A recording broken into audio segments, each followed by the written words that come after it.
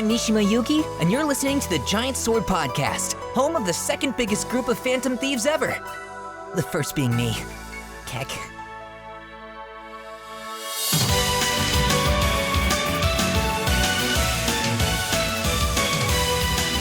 Hello, and welcome to this week's Giant Sword Podcast. I'm your party leader, Nick Lynn. Joining me, as always, is Taylor White.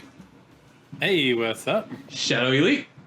What up, guys? How's it going? We out here. Yeah, and joining us for the first time today, Lady Pelvic. Hi, thanks for having me. I appreciate it. Of course, of course. It's always good to have people who love JRPGs, even if they're Final Fantasies. Yeah, I mean, even if their opinions are flawed about certain Final Fantasies, like, you know, it's all welcome here. Welcome to everywhere. Oh Always welcome. He's starting. Yeah. But yeah, sorry that we missed last week's episode. Corona kind of took over everything, and I was playing Doom. For a really long time. I was playing Doom Eternal. I'm still playing Doom. Yeah, I was playing Doom Eternal, and then I get like a bunch of messages, and it was like, "Are we doing the podcast today?" Oh no, he's just probably playing Doom. He's just too into it. I'm like, "Oops." But the real reason is I was sleeping. Oh, you were tired. Yeah. I don't blame you. I was sleeping. Drink no coffee. Sleep is great. It's like, come on, man. You're supposed to be professional out here. You're supposed to be on a dot. No. Working at Costco, you can't. I'm professional there, and then here I just laze around and play games. Turn that professional dial down. I'm enough professionalness. But Doom Eternal, it's a great game. Even though this is a JRPG podcast. The news, there's actually a lot of news that we missed. A nice special mini direct, which was probably longer than most directs. I don't know why they called it a mini direct. That was pretty funny. So that just came out of nowhere, right? Yeah, they didn't tease it. It was just like dropped one morning. I think a lot of people have been saying they're calling it a mini because the news was mini. Like it wasn't like a new Mario game or a like Breath of the Wild 2 update or something like that. So keep people's expectations in check. A mini update and have the best results or best announcements for us. Yeah, exactly. I'm like, this is great. This is perfect. But still no Rune Factory 5. I don't think that's coming out till next year, probably. And no Shin Megami Tensei 5. Don't remind me. Does that game really exist? I don't think it exists. I don't think it exists. It does exist. You just have to believe it's there. All right. I see. It Believe in the power of the demons. Yeah. It's going to come out in approximately 2 years. That's pretty amazing since they announced it in 2017. Yeah, I think it was like beginning of 2017, and it's like, but it's like 2020, and we still don't have a character design. That don't make no sense to me. That means you literally had it on a drawing board with a question mark on it. Yeah, nothing. It's just T5, maybe? Yeah. That's what it is. It says Shin Megami Tensei 5 question mark. Oh my god, I can't believe they did Is Shadow's Palace gonna be him just like looking for Shin Megami Tensei 5? It could be, definitely. Looking for Shin Megami Tensei 5, trying to convince some people that some Final Fantasies are greater than they think. You know, all that good stuff. Mm. There's no good Final Fantasy, so it's all good. Okay. I think we can. Oh my god. All right. Oh my lord. All right. I think we gotta put our differences Why aside did I? for this guy. Yeah, I know. Like, we gotta combine our powers to take on the greater evil. Yeah, oh god. Oh man. The thing is though, I'm not even attached to Final Fantasy. I'm not even gonna lie. Like there's literally one that I really have like super love for. All the other ones that I've played, I'm like, fine. Like, fine. They're either good or bad. That's how I feel. I have one I love, one I'm like cool, and then the other two I'm like, I can't stand these games. Wait, what are the other? What's the second one that you can't stand? I can't stand 10. Why? What's wrong with 10? It's I'm not gonna lie. A lot of it's just residual hate. I remember when I played it as a kid, like or whenever it came out. I don't know, but like because 10 was my first Final Fantasy, and I was not amused. So I think that I don't have like any specifics of like why I hated or blah blah blah. I thought Tias was stupid. I thought Yuno was stupid. I think everyone's stupid except Aura. Wow. That's how I felt. Oh, and Seymour, but Seymour's okay because Seymour's hot. So, you know, if you're a hot guy in a video game, you get passes. That's just the way that So works. the big blue spiky hairs that Loved did it. Yep, the antlers, baby. And you can never go wrong with Waka either. His name's Waka, right? Okay. Oh Okay. my god. Waka's a person. I I never. don't like the things. I don't remember hating Waka. I don't remember loving Waka either. I just remember Yuna being really like Yuna and Kamari were my two like. Ooh, I just wanna Strangled. off with their heads, man. Yeah, What? they pissed me off. Yeah. What? Riku was awesome. I did like Riku. I have a full What about shirt of Lulu? Riku. Lulu's fine. I mean, she casts fire and stuff. So yeah, Lulu's cool. She's got a little mom. She has a doll. Yeah. Yeah, she has a little doll. Like I'm like, okay, like Lulu's fine. You know, she's a goth mage hottie. Like all right. I don't remember like I don't remember any of the characters' story arcs. I'm not gonna lie, except Yuna's more like faintly. But well, and Titus's whole thing was stupid. I mean, don't get me started. Next topic. I have no opinion because I have never played it. Okay, you're not missing much, so you're fine. 10's fine. It has a good combat system, but then the rest is, yeah, it's fine. Yeah. Yeah, I mean, I am definitely pretty sure 10 had a better combat system than other Final Fantasies. That will not Yeah, be I think it has the best turn-based Final Fantasy combat system. You almost. I thought you were gonna say best turn-based of all time, and I was gonna be like, No. That's probably like Persona or something, but yeah, or one of the Bravely or There you Octopath, go. something like that. There you go. Okay, all right. My man came through with Bravely and Octopath. Okay, I got a little scared for a second. it's I mean, obvious. Persona's really good too. Persona is really good. Persona's good. I do like Persona, but Octopath and Bravely just knock it out of the park. They added. See, that don't make no sense to me. Hmm. Are you see? That's you only like Octopath for the gameplay, right? No, I like Octopath's story too. I very Or much you enjoyed like the Octopath. story. The side I stories. did because I thought I did because here's the thing. Here's the reason why I liked it. Because I thought it took a different twist on storytelling. Normally, you have all these characters and their stories intertwined and some like big evil. This was just like long personal stories, and some of the stories did turn out to like bleed into like an overarching like, bad guy. I think like Homegirl's journal led to like the main like secret ending boss. I think Olbrix had something to do with it. I know Cyrus had something to do with it. Some of the characters, like I don't think Alphin's had anything to do with the final thingy. But like I enjoyed these in-depth, personalized stories of these characters that each tailored to them, each like taught them a lesson, or either taught them a lesson or vengeance, whatever their theme was. I liked that. I really did. I thought it was very different and it was very refreshing. I mean, there's a whole bunch of flaws in the story, but okay. There's a whole bunch of what? Flaws within the story. The overarching story or just their side stories? And their overarching story, probably. I didn't care about the overarching story. I mean, like, I really cared about the individual stories. It's kind of like, it's kind of crazy because you got all these party members, but it's only one party member in like the cutscenes and stuff like that. And it really becomes apparent when like Cyrus was caught in the cellar, and like where were the other party members at saving this guy? That's one of the things I didn't like about Octopath. As a whole, the game's great. Fair. No, that's a fair criticism of it. I do think a lot of people were kind of like the party felt very like there wasn't that camaraderie.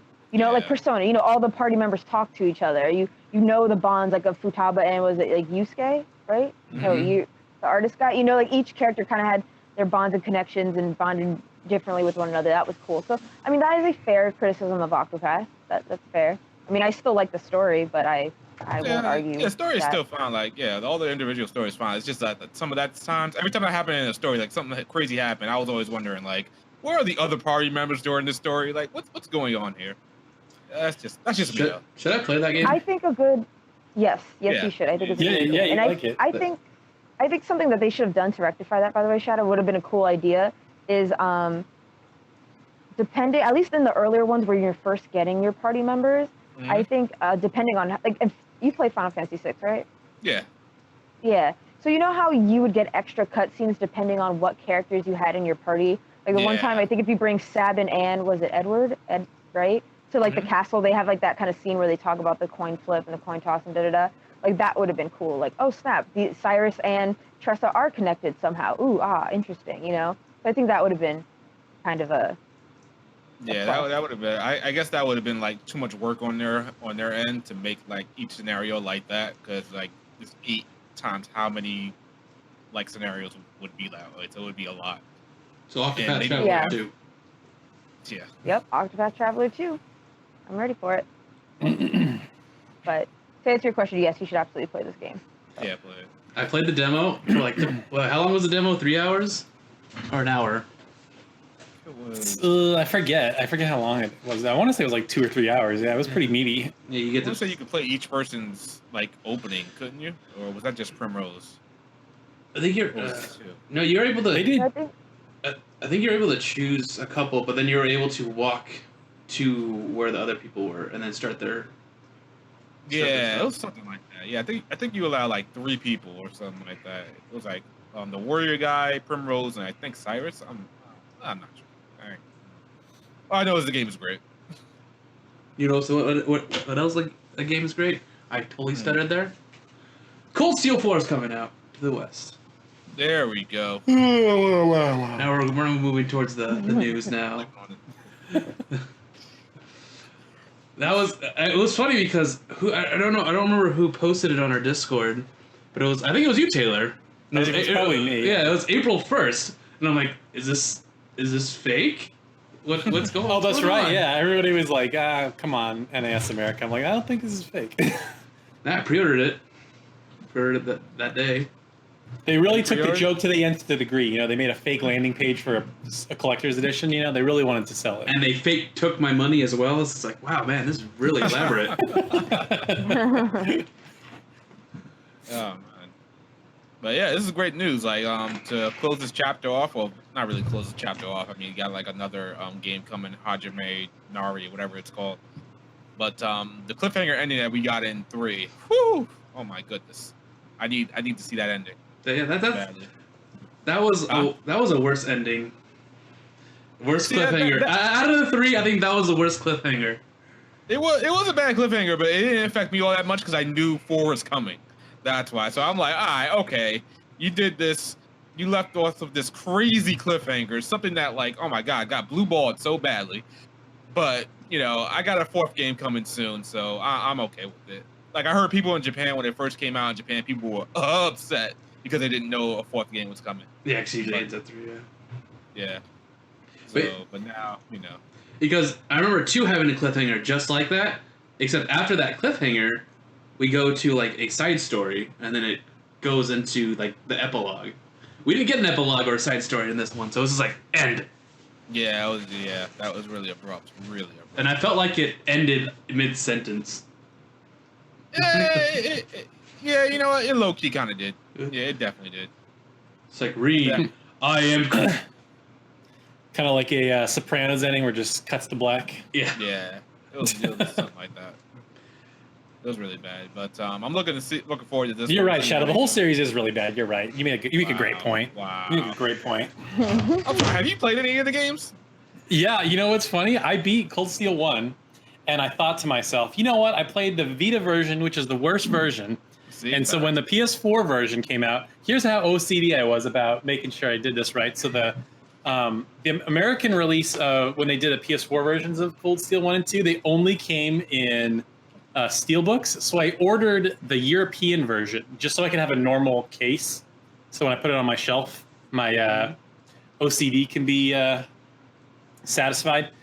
And I played through it again on PS4. I'm like, no, this game's just really boring. And then I got a review code for Cold Steel 3, not having played 2. Not having played 2. But I watched a bunch of whatchamacallit, like recap videos, so I at least know what happened. The game is just so slow. Like the story moves at a snail's pace, man. Like they just drip feed you story, and then they give you boring filler side quests to do for most of the game. So boring. My God. Damn, you are not selling me. You're the second person who's like not slow and boring. So okay, thank you. I'm surrounded by people who love it, so I'm like, obviously these people, they're obviously super biased and skewed. So I need to know. Oh my I need to god. talk to somebody at least who, Taylor, I need to hear the other side of things to really balance it out. You know how people like overhype things, so it's like, okay, cool. Oh yeah. I'm not saying it's a bad game. I'm just saying that, like, all right, this is more some truth rather than, oh my god, it's so good, it's blindly good. Oh my god, play this game. You know what I'm saying? So Okay, I appreciate your input. Taylor, you played Sky, right? You played the first Sky, and you liked it. I did. See here's the thing though, that was also like in 2010. Okay. And I played it like right when it came out. Okay. And I don't remember anything about Sky. Oh my god. I mean, I know you're Estelle and Joshua and you're bracers and you're going from... In my brain, it's more of a traditional JRPG where, like, you go to a new town, you get a story beat, you go to a dungeon, you go to the next town. Like, in my brain, that's how I remember it. And that's not how it was. Well, see, there you go. So I took, like, bringing up Sky is not going to help. Because you go to Sky, you go to a town, you get all your side quests that are so boring, have nothing to do with the story. You don't even have to do them if you don't want to. Yeah. But Okay, let me pause you right there. That's another one of my problems that people bring up when it comes to this whole series. Well, you got to play Sky. Like, if you have to play 5 games... No, you don't have to play. You don't have to play Sky. Storytelling's bad. Well, here's what people always say with Cold Steel 1. It's like, oh, Cold Steel 1 and 2 are basically 2 halves of one game. If that's the case, then the first half of that game is garbage. Because it's... Yeah. Nope. You just have a problem with it because it's boring. I don't understand how it's boring to you because it builds a world. It goes around the character. That's why it's boring to me, because it tells us, it builds the world, and it's like, doesn't feed you, force feed you. The world is uninteresting. So they're building... People always say that, oh, the world building's interesting. I don't give a shit about the item shop's son, what he's doing. I don't care. I want the main story that I'm going through to be interesting. And what's the main story? I'm going to an academy. Okay, what happens? Well, first of all, you got to go run errands for Toa for 2 hours, and then we'll go back to the dungeon, which you've gone through a million times already, and then we'll send you on some missions, which are also just fetch quests. So like maybe every 4 hours, you get like a sprinkle of story, and then at the very end, they're like, "Here's this big crazy thing." Oh, and the game's over. Okay, sure. I don't think that's Cold Steel. Right there. Oh my god. So, lady, you just got the 2 extremes of both ends. I really did. I really did. I appreciate you, Taylor. I'm not gonna say Shadow, but I appreciate you. Thank you. I appreciate you. No, I'm not gonna sit here and lie. The game it's slow. It's a very slow start. But once you get into it, and then once you invest into it and see all the characters and how endearing they are, you'll get into it. And once You'll get into it, and you won't even notice that the game is taking forever to start. You just want to see. Okay, I have a question. More. Yes. All right. Do you find it, Shadow? Do you find it like aggravating though? If this is true, I'm going off like it takes forever, whatever. Does it take long for the characters to get endearing enough? It's kind of like the way I'm understanding it. It's like if you watch an anime and someone's like, "Oh man, the first 12 episodes are kind of meh," but once you get to episode 13, oh man, everything pops off. That just means like it takes half. You know what I mean? Like that's half the anime before you get invested. That's half the game before you get invested. If that's the case, that's kind of bad game design. No, that's kind of bad. It's more like story 5. rather. It's more like episode 3 for the characters, and then it's like you get to know a group of characters every chapter, and then you see their relationships grow, and then you get to do whatever you want. Like you go, hey, I want to hang out with this guy during your free day, or I want to hang out with this person. I want to hang out with my teacher. She's the best girl. And sounds like Persona to me. That's what it sounds like. That's why I thought Taylor would like it. That's why I thought Taylor would like it. See, that's the thing I don't get. Because on paper, it's exactly like Persona. Because in Persona, you have like your free days. Like, I'm going to go hang out with my friends and do this. To me, when you do those events, though, like the things that you talk about aren't, and to me, they're just not interesting. And again, that's obviously going to be very subjective. But every time I did one of those, like, free time, spend time with your classmates thing, it was just so boring. And because, like, I feel like in Persona, what's great about Persona is as you go through their social link arc, they really develop as characters. But I feel like it's just, oh, we're going to hang out. Here's a hangout. here's a hangout, here's a hangout, and I don't really learn anything new. And there's not like a full arc like there is in Persona. So to me, they're just sort of. They feel like time waste. You know what they feel like? Nick's gonna hate this, but they feel like the skits from Tales. Like a skit pops up, oh, a little side story, and it's never interesting, ever, ever, ever. I never. The Tales skits are so boring too. I hate them. It depends on the game. Like, oh, you want to play your game? Let me interrupt you with boring side dialogue that has nothing to do with anything. Okay, now you can keep going. What? It's like, let me take the controller away from you for like 2 minutes, and then you can have the controller back. Like, So you could see some interesting moments. Taylor, I really did respect you, and now you just like I really did. I was like anyone who opposes Shadow, you know, is a friend of mine, but now you just gone and disrespect Tales like that. I do all the Tales skits. Wow, you cut me deep just now. Okay, I could see Taylor's point when it comes to Tales of the Abyss skits, but everything else. You know what? I love Tales of the Abyss, but I can agree with that because there's no voice acting. Exactly. It's so boring. It's just like, what? It feels weird. It feels like there's like the older Tales game had voice acting for the skits, but for some reason Abyss does not. Yeah. Well, like at the time, like it wasn't worth dubbing all that stuff for the American audience. So they said, nah, fuck that. But they really have. Those skits. You said to be Tales fair, of skits suck. the last Tales game I played was Hysteria, which I didn't like at all. So see, they told. That's different. That's a bad game. It's fine. That's fine. Okay. Yeah. Thank you. See, now we can be friends again. Okay. All right. Fine. You see, I think at the end of the day, I think Hysteria is decent to good at best. Yes. Nope. It's decent. It's decent good at best. Because I thought, when I was done with it and I got the story, I was like, okay, this isn't half bad. But it's like if you but people they hate it. You know, like, I ain't defended it. They are totally within their rights. No, I think. Oh my lord! You know, oh my god! How'd you like the characters? Did you like the characters, Shadow? I did. They were okay. They were okay. I didn't think they were bad. I didn't like what's her name? Rose? Lily? I don't know. Rose? I think it was Rose. Yeah. Rose sucks too. They needed more Alicia. Yeah. The anime made Alicia way more important. It made Alicia awesome. Yeah, that game suffered from like experiments out the ass with its on-screen. I think battle system, whatever it was. Yeah. And like storytelling that was open world. It was. The open world is just so barren. There was nothing to do. That's a Tales of thing, though. That's a Tales of thing. Open world barrenness. That has always been like a plague of the Tales series. That's been the plague ever since they got rid of the world map. Oh, why? Bring it back. Nah, well, they're gonna. It looks like Arise looks more like an Ys game or something, like with those interconnected zones, like Final Fantasy 12, maybe. That's what they did. That's what. Because they said it's not open world, even though it looks exactly like an open world game from that trailer. But yeah. Speaking of which, where the hell is that game?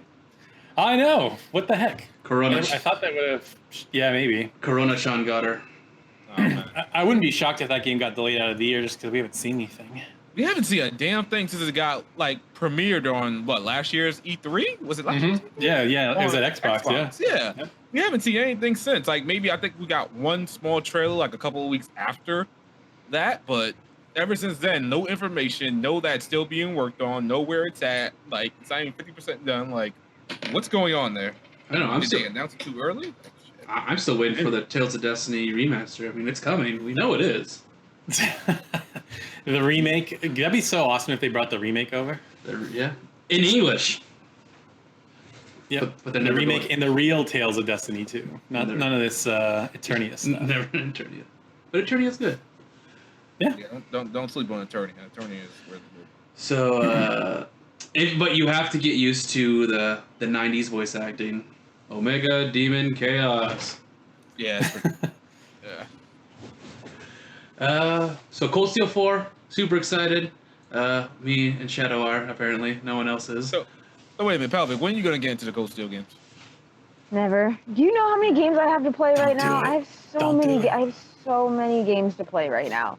So many. The thing is, I will play the first one because I own it. So I have to get to it at some point in time. When? I don't know. It's not on the top of my list right now. There's so many games. What's next on your list? What's next on my list? Oh, that is Xenoblade Chronicles Definitive Edition, baby. Oh, okay. Gotcha. But that comes out in like what, April or May? No, I think May 29th, baby. May 29th. Oh wait, that's next month, isn't it? Mm-hmm. Not picking up the 7 remake? I'm not. Nope.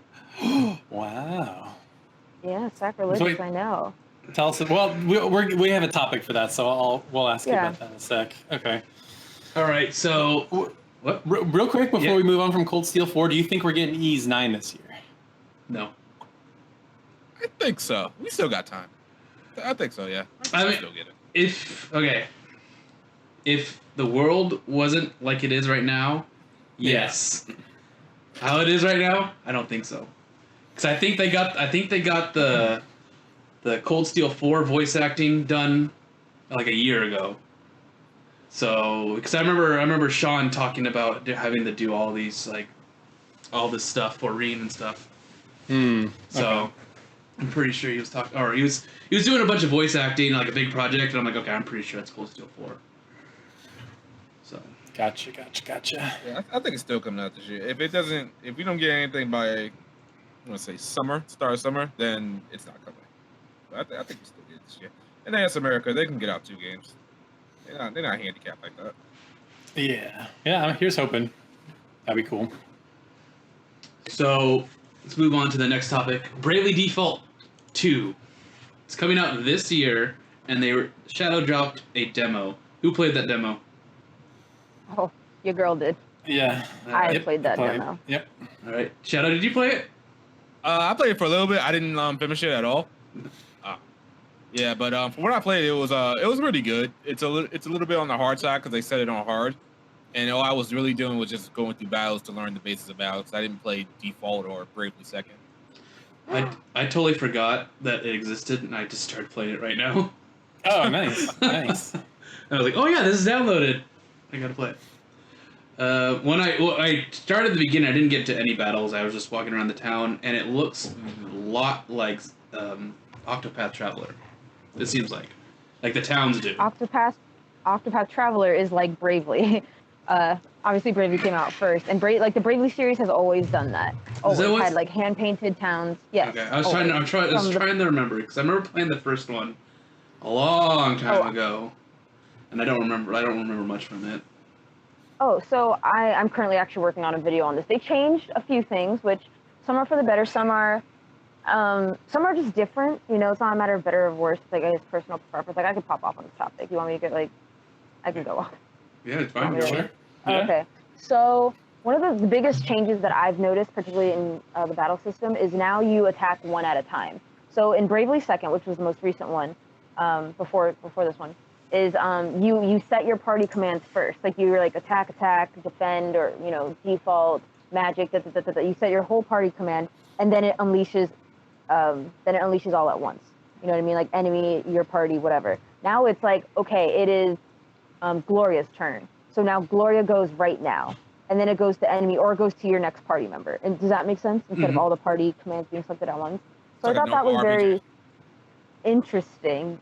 Yeah, there's some RPGs that do that though too. Like Suikoden does that. Suikoden, you set your party members first, and then you. So Suikoden's like a long time ago. Like modern RPGs, they normally just do person after person instead of inputting all the commands. Did Octopath do that? I'm pretty sure Octopath was like turn after turn, person after person. Yeah, I think Octopath was more like a Final Fantasy game. I don't remember. Well, no, Octopath was an ATV. No, it seemed like it. No. Because Octopath was just based on essentially your speed stat. Like you could see whose turn it was. Yeah. Like in order and whatnot. You had what do you call it? Like a queue up top. But in any case, I thought that was a very interesting change, and I have mixed feelings about it. I think it's good because you could see, it's this person's turn right now, so they can make a difference. Like, what would you have them do to make a difference in battle right now? Versus okay, I put my white mage. I don't know if she's going last or first or in between, So hopefully she just pops off her magic whenever she pops off her magic, that was a big change. Also, there's no random battles, which is super interesting. Now all the enemies on their map, Bravely Second had random encounters. And one thing I'm nervous about, in Bravely Second, you could set the encounter rate. You know, you could have 100% where you took like 3 steps and then boom, you ran into encounters. That's right. Or yeah. like Bravely, I think Bravely was excellent when it came to like managing stuff like that. Oh, it's great. Or now in this game, you can't manage that. However, if you are vastly stronger than an enemy, enemies will run away from you now. So I was like, interesting. You can now go up to enemies from the back, and then if you hit them like with your sword, you get an extra. You start the battle with an extra BP. So there's kind of advantage points, and vice versa. If they tag you from the back, they start off braver than you. So, so they definitely switched things up on the equipment system. Now they have a target stat. So certain equipment says like you will be targeted +4. So now when you build a tank class, you can be like, all right, we obviously want my tank to be targeted the most versus like, who knows if my, squishy white mage will be hit, my black mage, my, any mage will be hit, right? So I like that. And they also have a weight system now, whereas if your character is encumbered, they will do less damage. But there's certain moves now that actually do more damage the more weight you have added. So, that might be really good for like a Vanguard class, which is like the tank, a knight. So those are 2 new stats that definitely weren't there before. Was the thing you just said about the weight, was there an ability that had that said like yes, if you're over encumbered, you can do more damage or something? Yep. What class had that? I almost want to say Vanguard. Hold on, I can turn on my game right now but there definitely was a class that had to do something with weight, and I was like, oh shit, that's okay, that's new, So yeah. I will because I maxed out I have to max out the new class you get, so I don't know what has in store there, but I feel like it's the Vanguard. That would just make sense, because the Vanguard, has the heavy armor, whereas, the swords and the, like the big swords, the big axes and the shields and whatnot, which is just armor. As your mages and stuff, they wear like cloth and stuff, That seems very interesting. It adds more depth to the battle system. Absolutely, and I loved it. I love it. Like I'm a huge Bravely Default is my favorite turn-based system, so that's why I'm like over the moon about this game. I am super excited. I like Bravely Default and Octopath Traveler are almost neck and neck. I like Bravely a little bit more just because when you BP, you get a different action each BP versus Bravely, it's you choose one action, but you power up that action. You know what I'm saying? Yeah.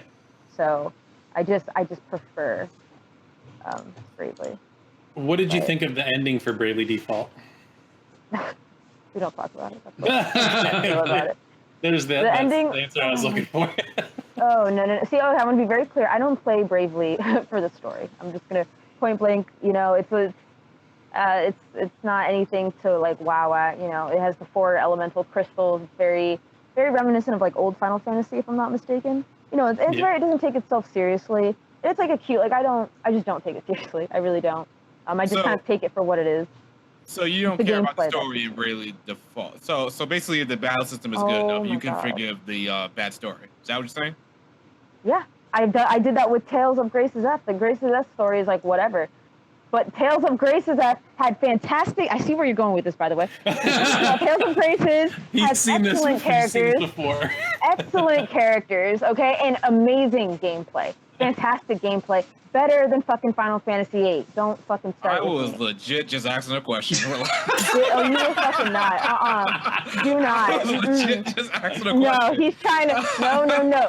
I know. My follow-up question was going to be, if the story is really good, do you care about the gameplay? Relax, Pelvic. I was just I do not believe you for a second. You trying to set me up. This is my first time on this podcast, so for all the new viewers that are seeing me, they all think I'm crazy now. Let me tell you something. Go on the HPMP podcast. I feel bad. I'm not trying to promote a different podcast on your podcast. I apologize, but I need them to know that Shadow just provokes me and tries to get this reaction out of me. So I have to make sure, we're all on the same page here. So anyways. No, it's cool. I was on last week with you guys, and Nick was on the one before that, so we've both been on. All right, I just want to be, clear. I'm not trying to disrespect anyone except Shadow. Shadow is just on my shit list. Shadow's done, man. Shadow is just done. Hey, people, But, you guys, she's crazy, right? I was just sitting in my mouth, trying to get a straight answer, and she just jumped down my throat. All I'm saying is, I'm just sitting here relaxing, cool, but some people. Absolutely no. Man, it's full of crap. So, Shadow, are you interested in Bravely Default 2? I'm interested in it. I just gotta find the time to actually dive into the demo and play it more. Because I got so many other games I need to play. Like I'm playing Resident Evil right now, and I can't tear myself away from it. And then after I'm pretty much done with Resident Evil, I'm gonna try to go back to Final Fantasy 9 as much as I can. But yeah, when I get around to it, and when it does drop, I'll probably get it day one and see if I can play it. All right, Taylor. Yeah, I put a video on my channel on it, but yeah, I liked it. It was like Shadow was saying, it's pretty hard and you have to grind like a lot. But yeah, I mean, it's got the same system pretty much from the old one. Like you can kind of build your character how you want, get a new job class, learn jobs. I think that's the great strength of the job system is just outfitting your characters however you want. Pelvic, I got a question for you because I know on the last HBMP you said something about how it didn't seem like characters were like predetermined, like, oh, this character is more likely to be a mage or this character is more likely to be a vanguard. And you said you might test with that or something like that. Did you ever get around to playing with that at all? I have not, and I'm so terrible. I haven't. It's all your fault.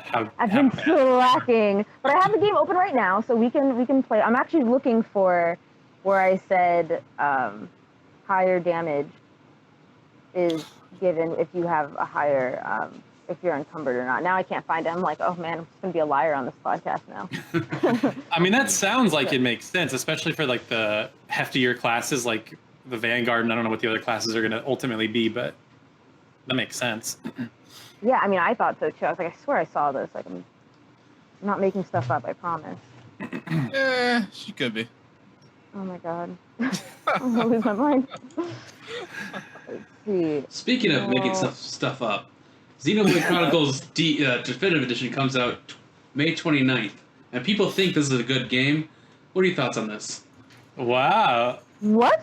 Wait, what was that? What was Wait. that passive-aggressive comment there? I know, right? Yeah, Hold like, up. what? Huh? Rewind. Say You that should go again. first on this one so we can tear you a new asshole. Go right ahead, my friend. Yeah, go ahead. Go ahead. You're the host, right? Let's take it away. Yeah.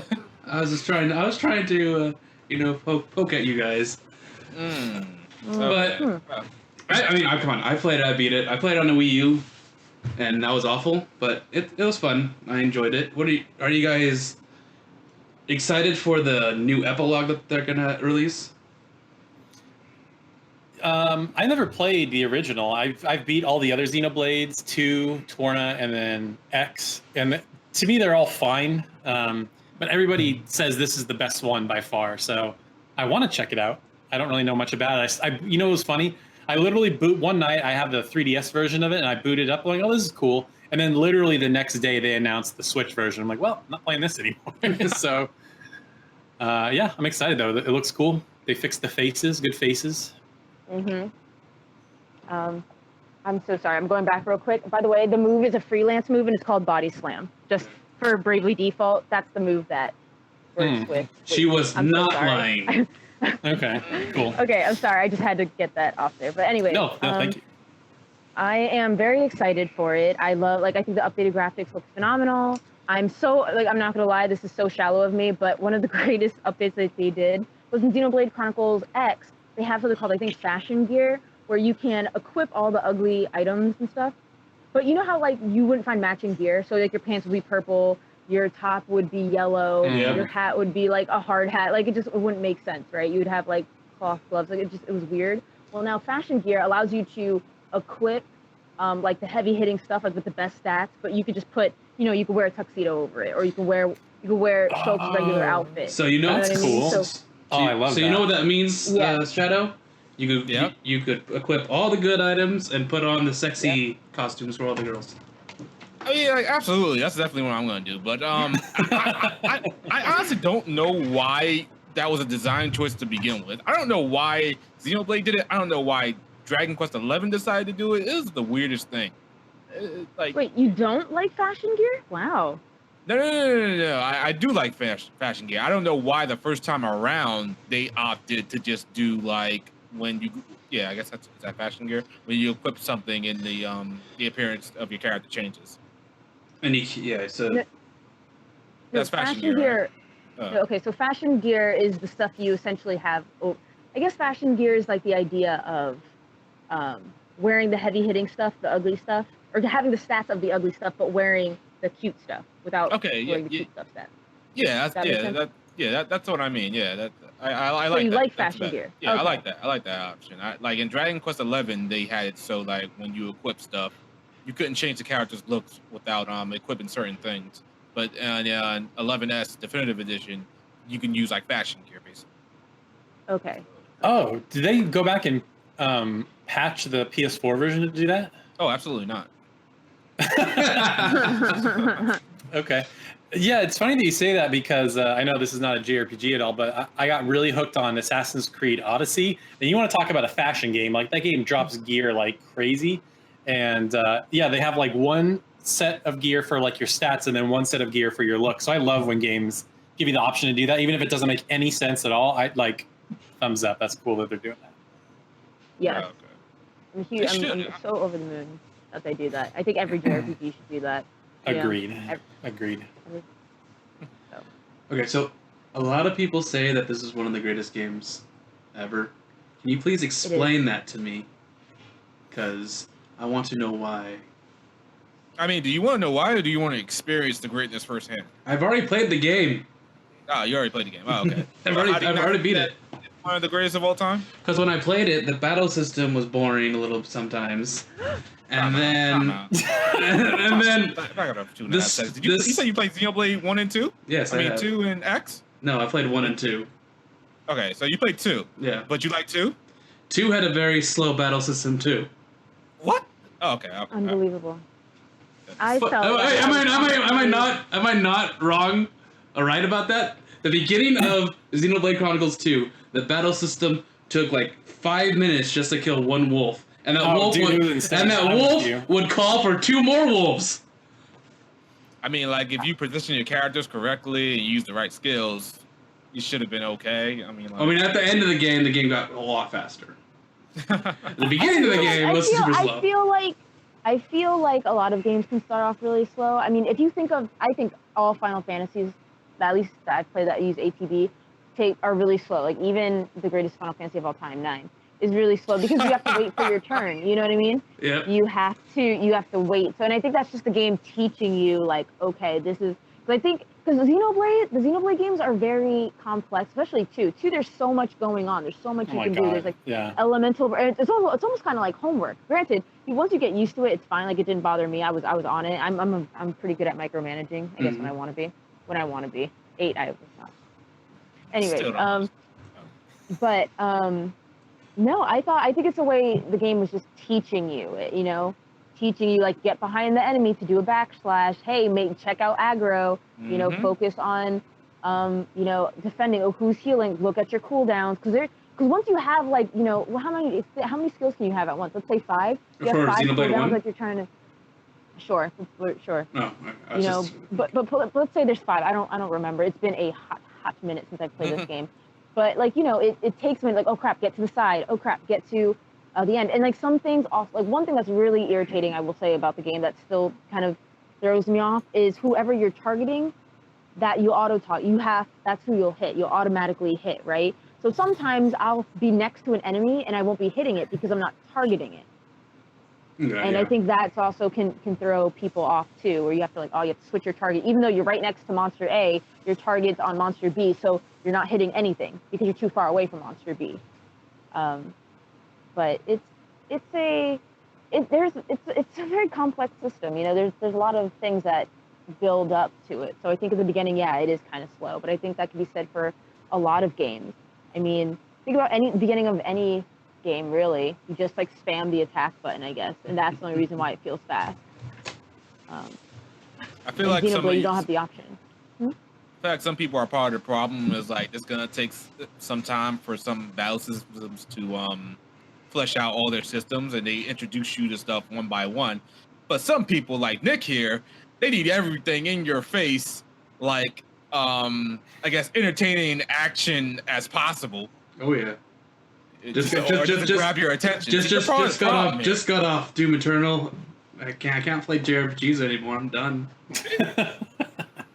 I can always just say I don't know how I can always play JRPGs. Like I'm playing Resident Evil right now, but I can eventually just go back and play a JRPG, no problem. Yeah, it's fine. I'm just messing with you guys. But did anybody here play Torna? The Fuse expansion. Torna. I didn't get a chance to play it. I played a little bit of it.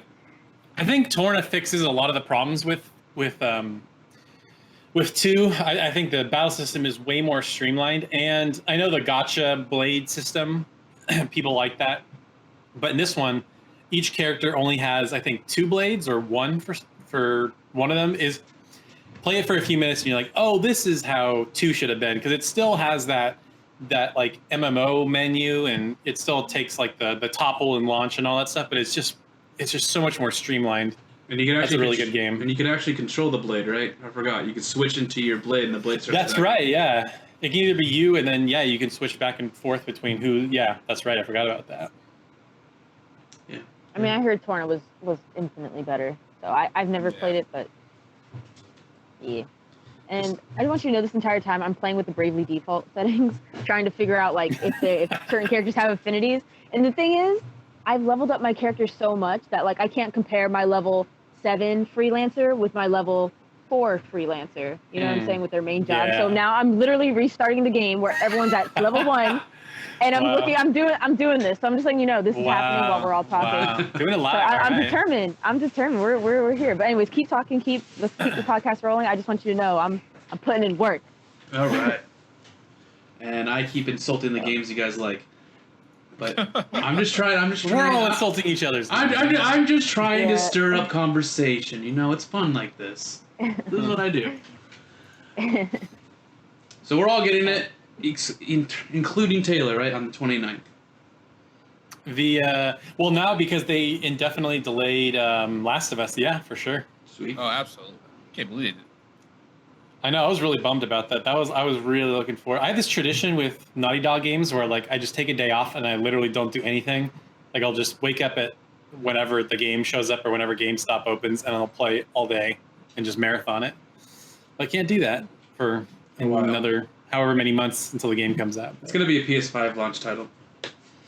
I mean, they might as well, because they said they didn't delay it because of like the game is effed up or something. They even said like the game's almost done, but they're doing it for like, you know, logistical, economical reasons more than anything, which I can respect. Yeah, So- you know, they want to make as much money as they can, and the coronavirus is messing that up. So Yeah, when you have 10 million people filing for unemployment, I'm sure they can't spend money on games. So. yeah, that's crazy. Yeah, we don't need to say T-virus because I'm not monetized. So next thing is War of the Visions, Final Fantasy Brave Exvius. Yeah, I think that's It came out. It did. It's on my phone. I haven't played it yet for some reason. Oh, okay. Oh, I know, not for some reason. There is definitely a big reason, but that's the next topic. But Taylor, have you played it? I have been trying really hard to finish it because I want to do a review on it. So the game has 5 like chapters, and I think I'm literally exactly halfway through. About halfway through the 3rd chapter, and it's okay. Has anybody played Fire Emblem Heroes, the mobile Fire Emblem game? Yep. Okay, so that is a very simplified version of Fire Emblem, right? Like, oh, the grid is tiny, like it has these chibi characters. This is literally like, I'm wondering if this started off as like they took the mobile port from Final Fantasy Tactics, the War of the Lions or whatever, because it is just that. It is not a simplified, strategy RPG. It's like as hardcore as like Tactics, with height terrain, and you have to like turn the map and stuff like that. So it has all the hallmarks of Final Fantasy Tactics, like the job system and placing your party at the beginning, and like hitting from behind does more damage, and like how you turn your characters once your turn's over. It has all that, but it's a mobile game. So of course it's got like all these treadmills to get you on. Like, oh, you have to find 4 of these ingredients to increase your job level, and then you have to find 5 of these ingredients to increase your level, like all that kind of crap. Yep. So I think it depends on your tolerance for mobile game nonsense, because like at its core, it's Final Fantasy Tactics. It's good, but there's a lot of mobile game nonsense that might upset console players. So, But is there it depends on what you're willing to tolerate. and there's a gotcha. There is, but I will say at the beginning, the game is extremely forgiving with free items. Like, I have a killer team right now. So at most you have 5 party members. You have the protagonist Mont, so he's pretty much always in your party, but then you have 4 other people that you can fill out your party with, and it gives you all this currency to spin and get characters and stuff like that. So I'd be shocked if you get through chapter 1 and you don't have a pretty good team. I mean, like, yeah. Hold on. What do you mean, like, they give you a lot of stuff? Because I'm seeing like the premium currency is hard to come by. That's not what my experience has been like. So there's a lot of how do I say it? So they'll have like little daily challenges, like, oh, do this thing and you get rewards. Clear this chapter, you'll get the rewards. Again, I've been really marathoning the game, so maybe my experience is not like everybody else, but I've been playing it a lot, so maybe I've just been getting more currency because of that. Like, how much do you have right now? I've been spending it, so it's hard to say. But so the premium currency is called Visoire, I think, and you need 2,000 to get a spin of 10 characters or whatever.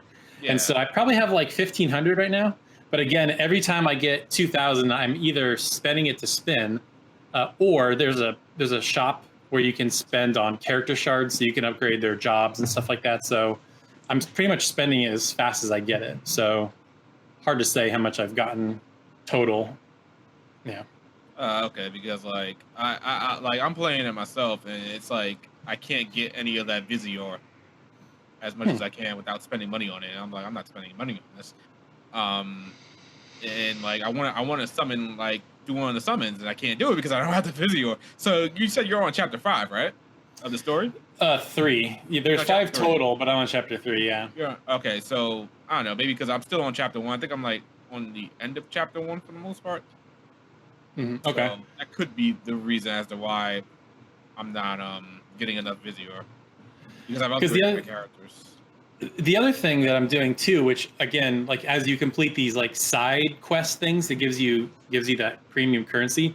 So Shadow, like you'll have like when you want to increase somebody's job level, you need like 3 different types of these like lightning elements if your character is lightning based or earth based, whatever. So that you'll have quests where you can essentially just grind for these resources, and the more of those you do, the more like on the home screen there's like a reward section or something. So I was like, oh, here's 3 items for completing this quest or whatever. So I just did a bunch of those side things, and I think that is helping possibly.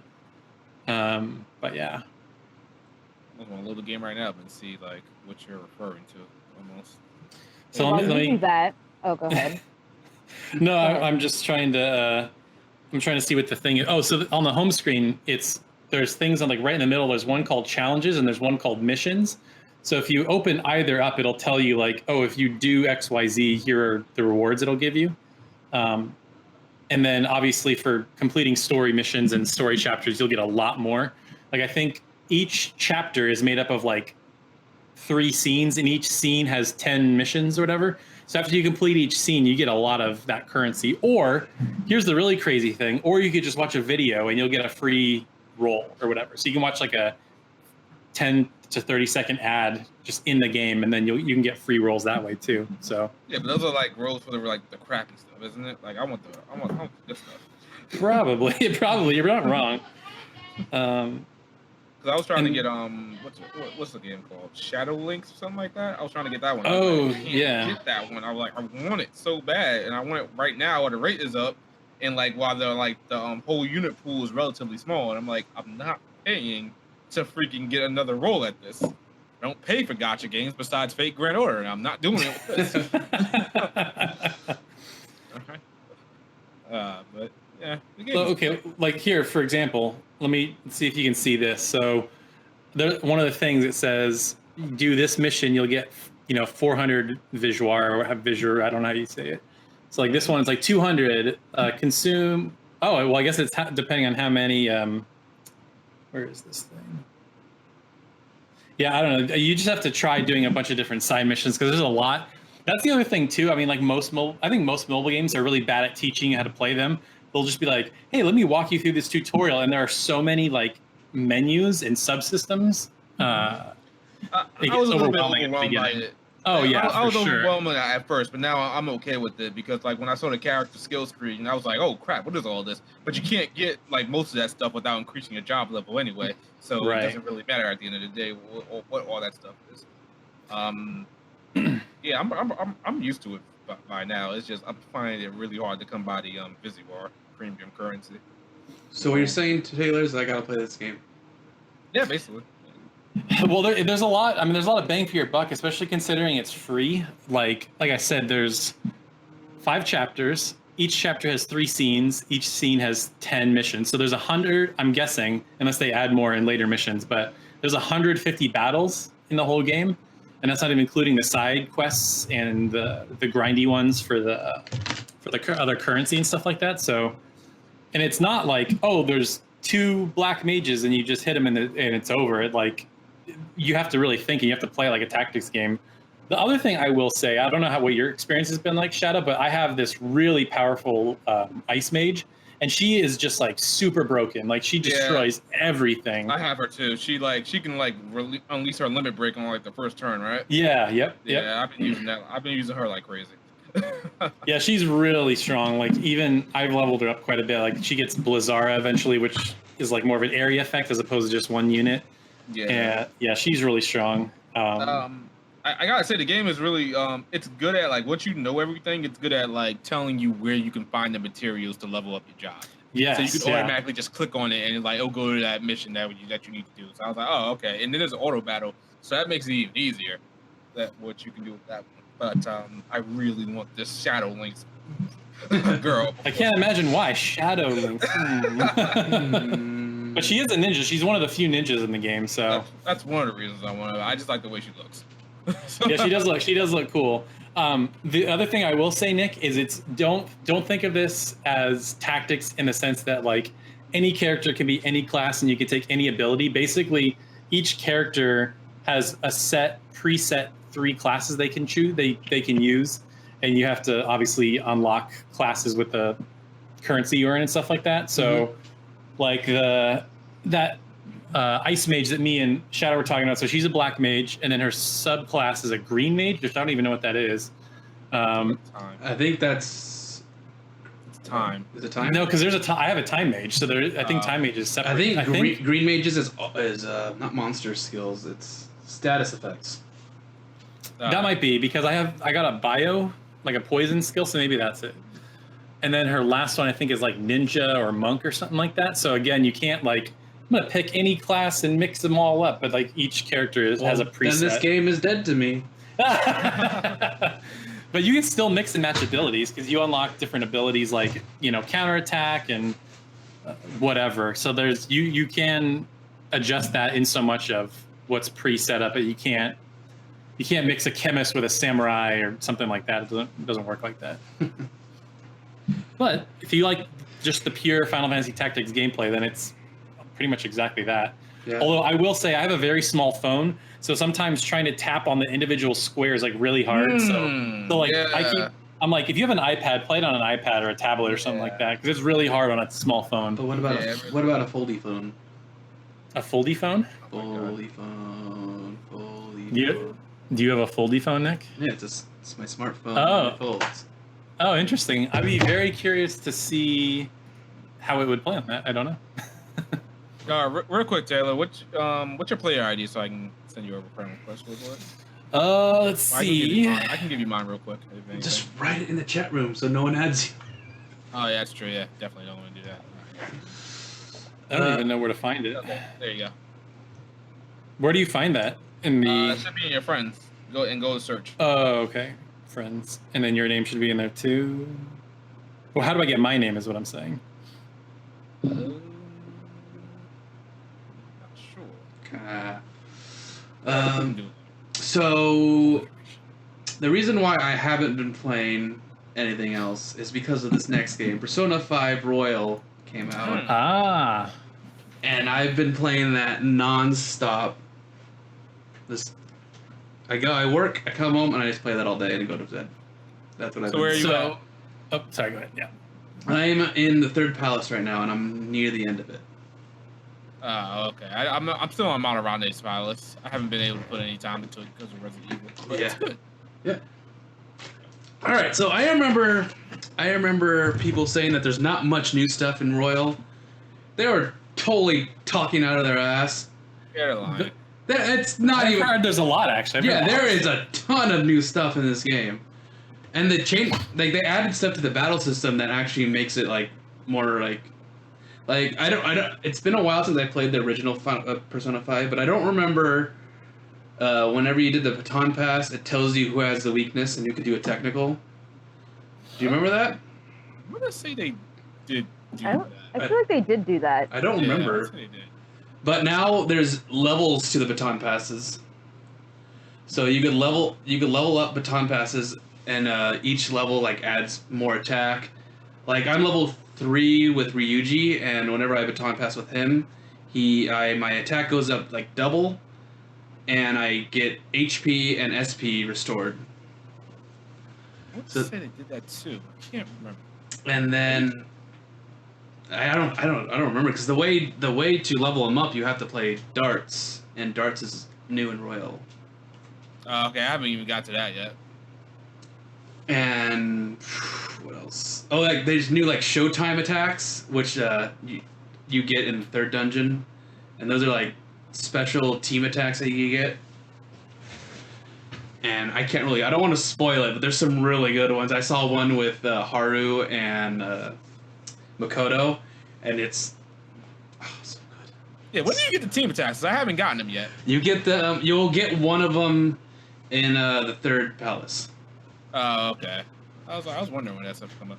Yeah, I didn't even know that was a thing, and I was like, what? That's so cool.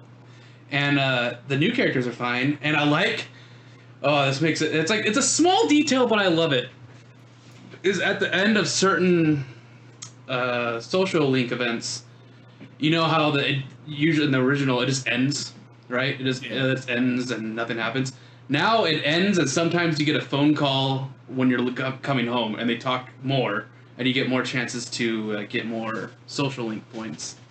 So they add it extends the social link stuff. Well, I think it makes it easier so you can rank up the social. Yeah, because there's a lot more now. Yeah. And I've been really like, holy crap! I've been so into this game. I wasn't this into Cold Steel 3. That's how much into it I've been. Goddamn, really? Yeah, because I've just been playing it all day. What tell me about the grappling hook, because I heard that like kind of rearranges dungeons or makes dungeons quicker or shorter or something like that. Not quicker or shorter. It's just they changed the layout of the dungeons. So the dungeons are bigger. There's more stuff to do in them. There's now something called what's it called?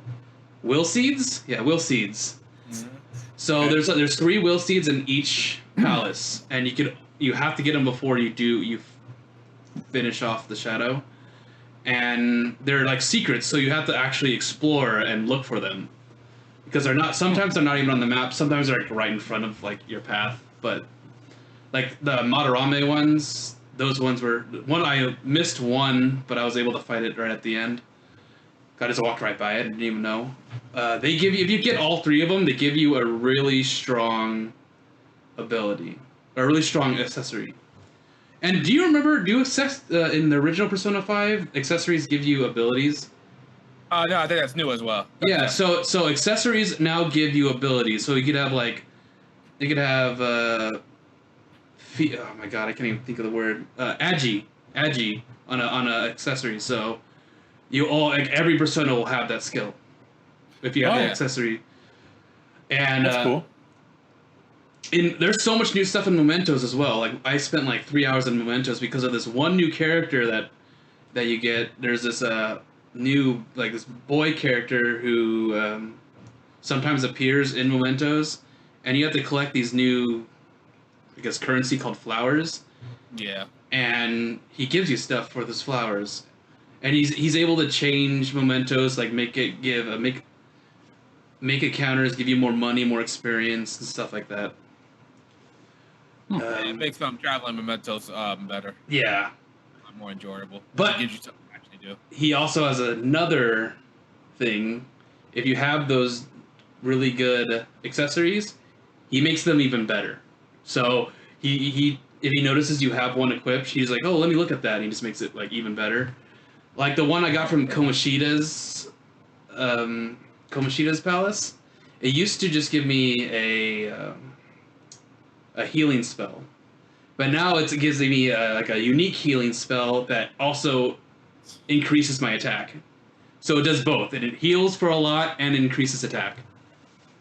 Oh, that's really good. I gotta get to that part. I haven't gotten there yet. So there's a lot more customization you could do in this game. It's really cool.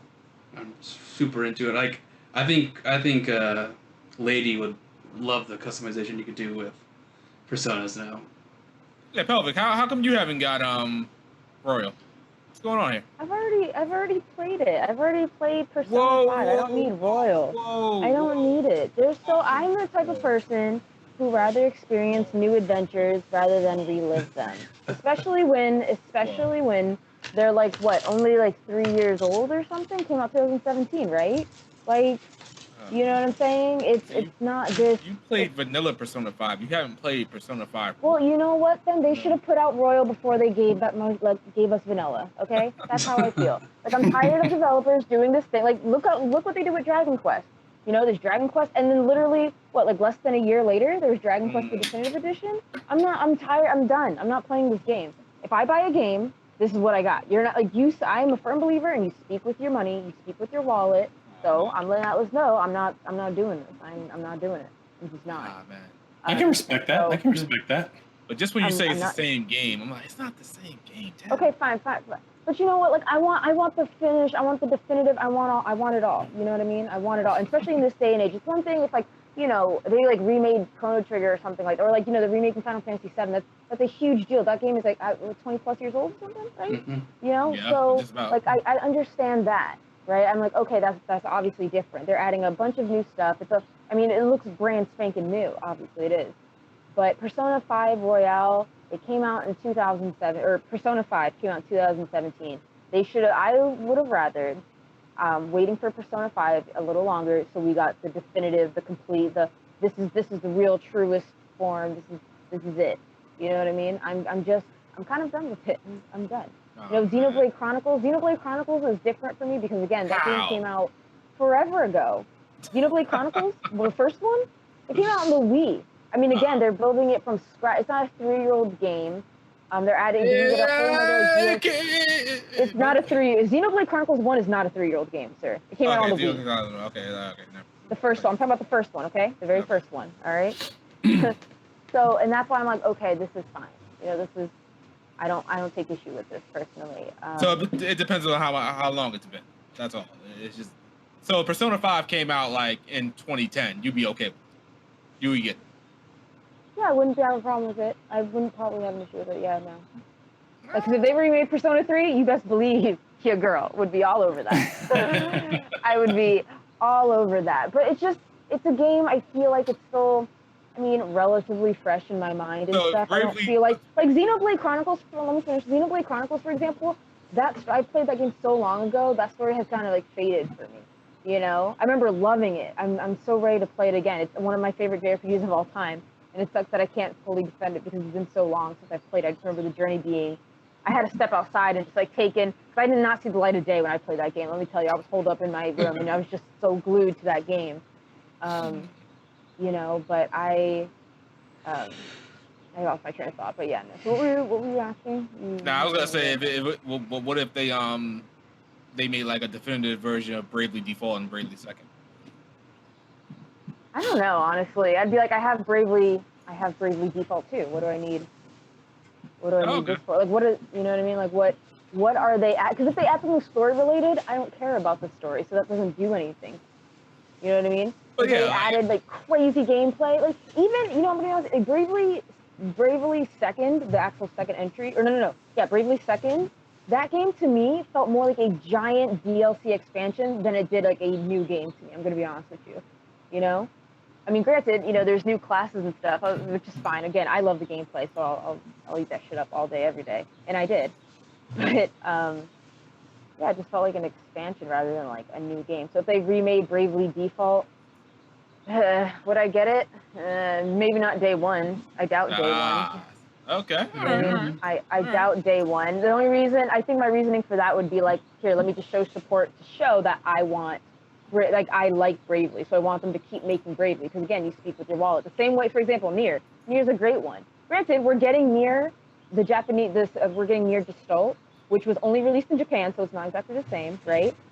But like that to me, I would spend my money on, because I want Yoko Taro to know I love him.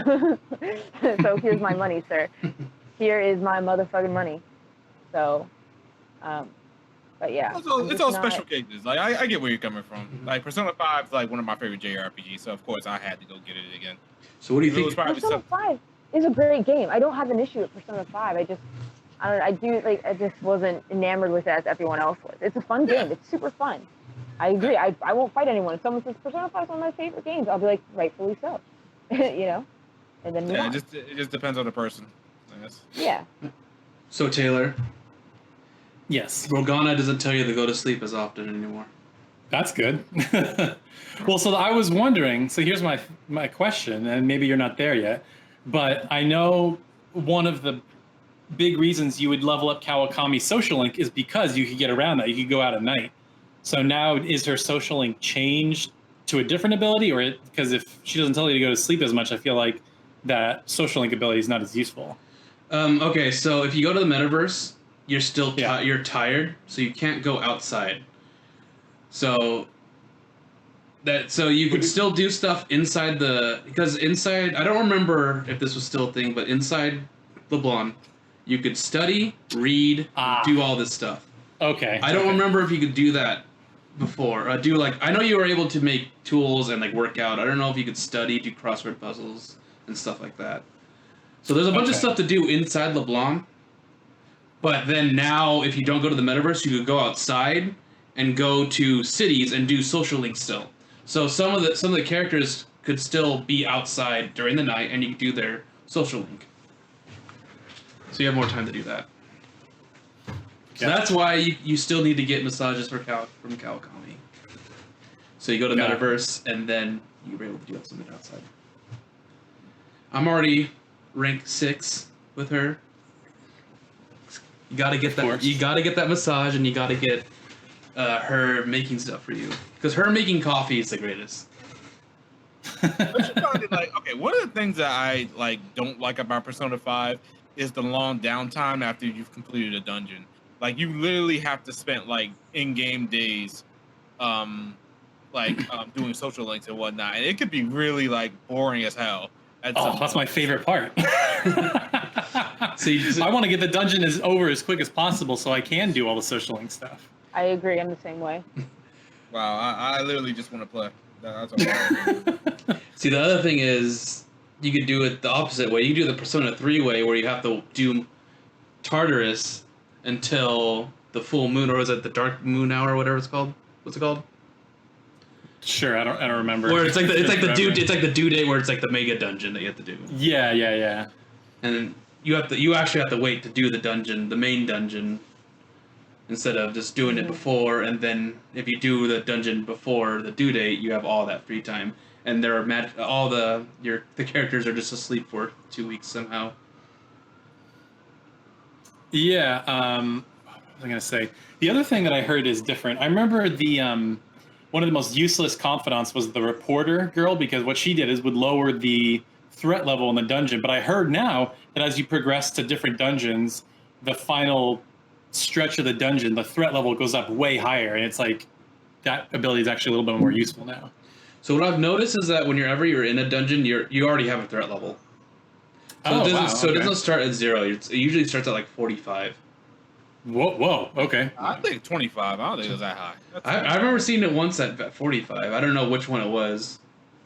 Okay. But yeah, it does start. But the threat level still starts high. Yeah. higher. It's not at 0. That game's good though. I want to play it right after I'm done with the podcast. I'm gonna go play it. I need to finish up Resident Evil 3 so I can go back to it full time. I need to finish this game so I can start playing other games again. Because let's move on because Persona 5 Royal is good. It is a definitive edition. There's no reason to buy the old one now. Yeah. It's no reason to buy it. If you've already played it and you don't, it's like you think that's only like a little bit of add-ons, or you have it's not just a little bit of add-ons. There's a lot of new stuff in this game. It's like Persona 4 Golden. Cool. Maybe even more. I don't know. It may be because it's Persona 5 has faded from my memory. So playing it again, I don't know what's new and what's not. Sometimes. I kind of get that same feeling because I played Persona 5 once, and then I platinumed it, and then that was all in the same year of 2017. So I kind of like I'm loosely remembering some things. Yeah. You can now Elizabeth the twins, so you could take them out of the Velvet Room and show them around. Okay, cool. And there's now exploding shadows.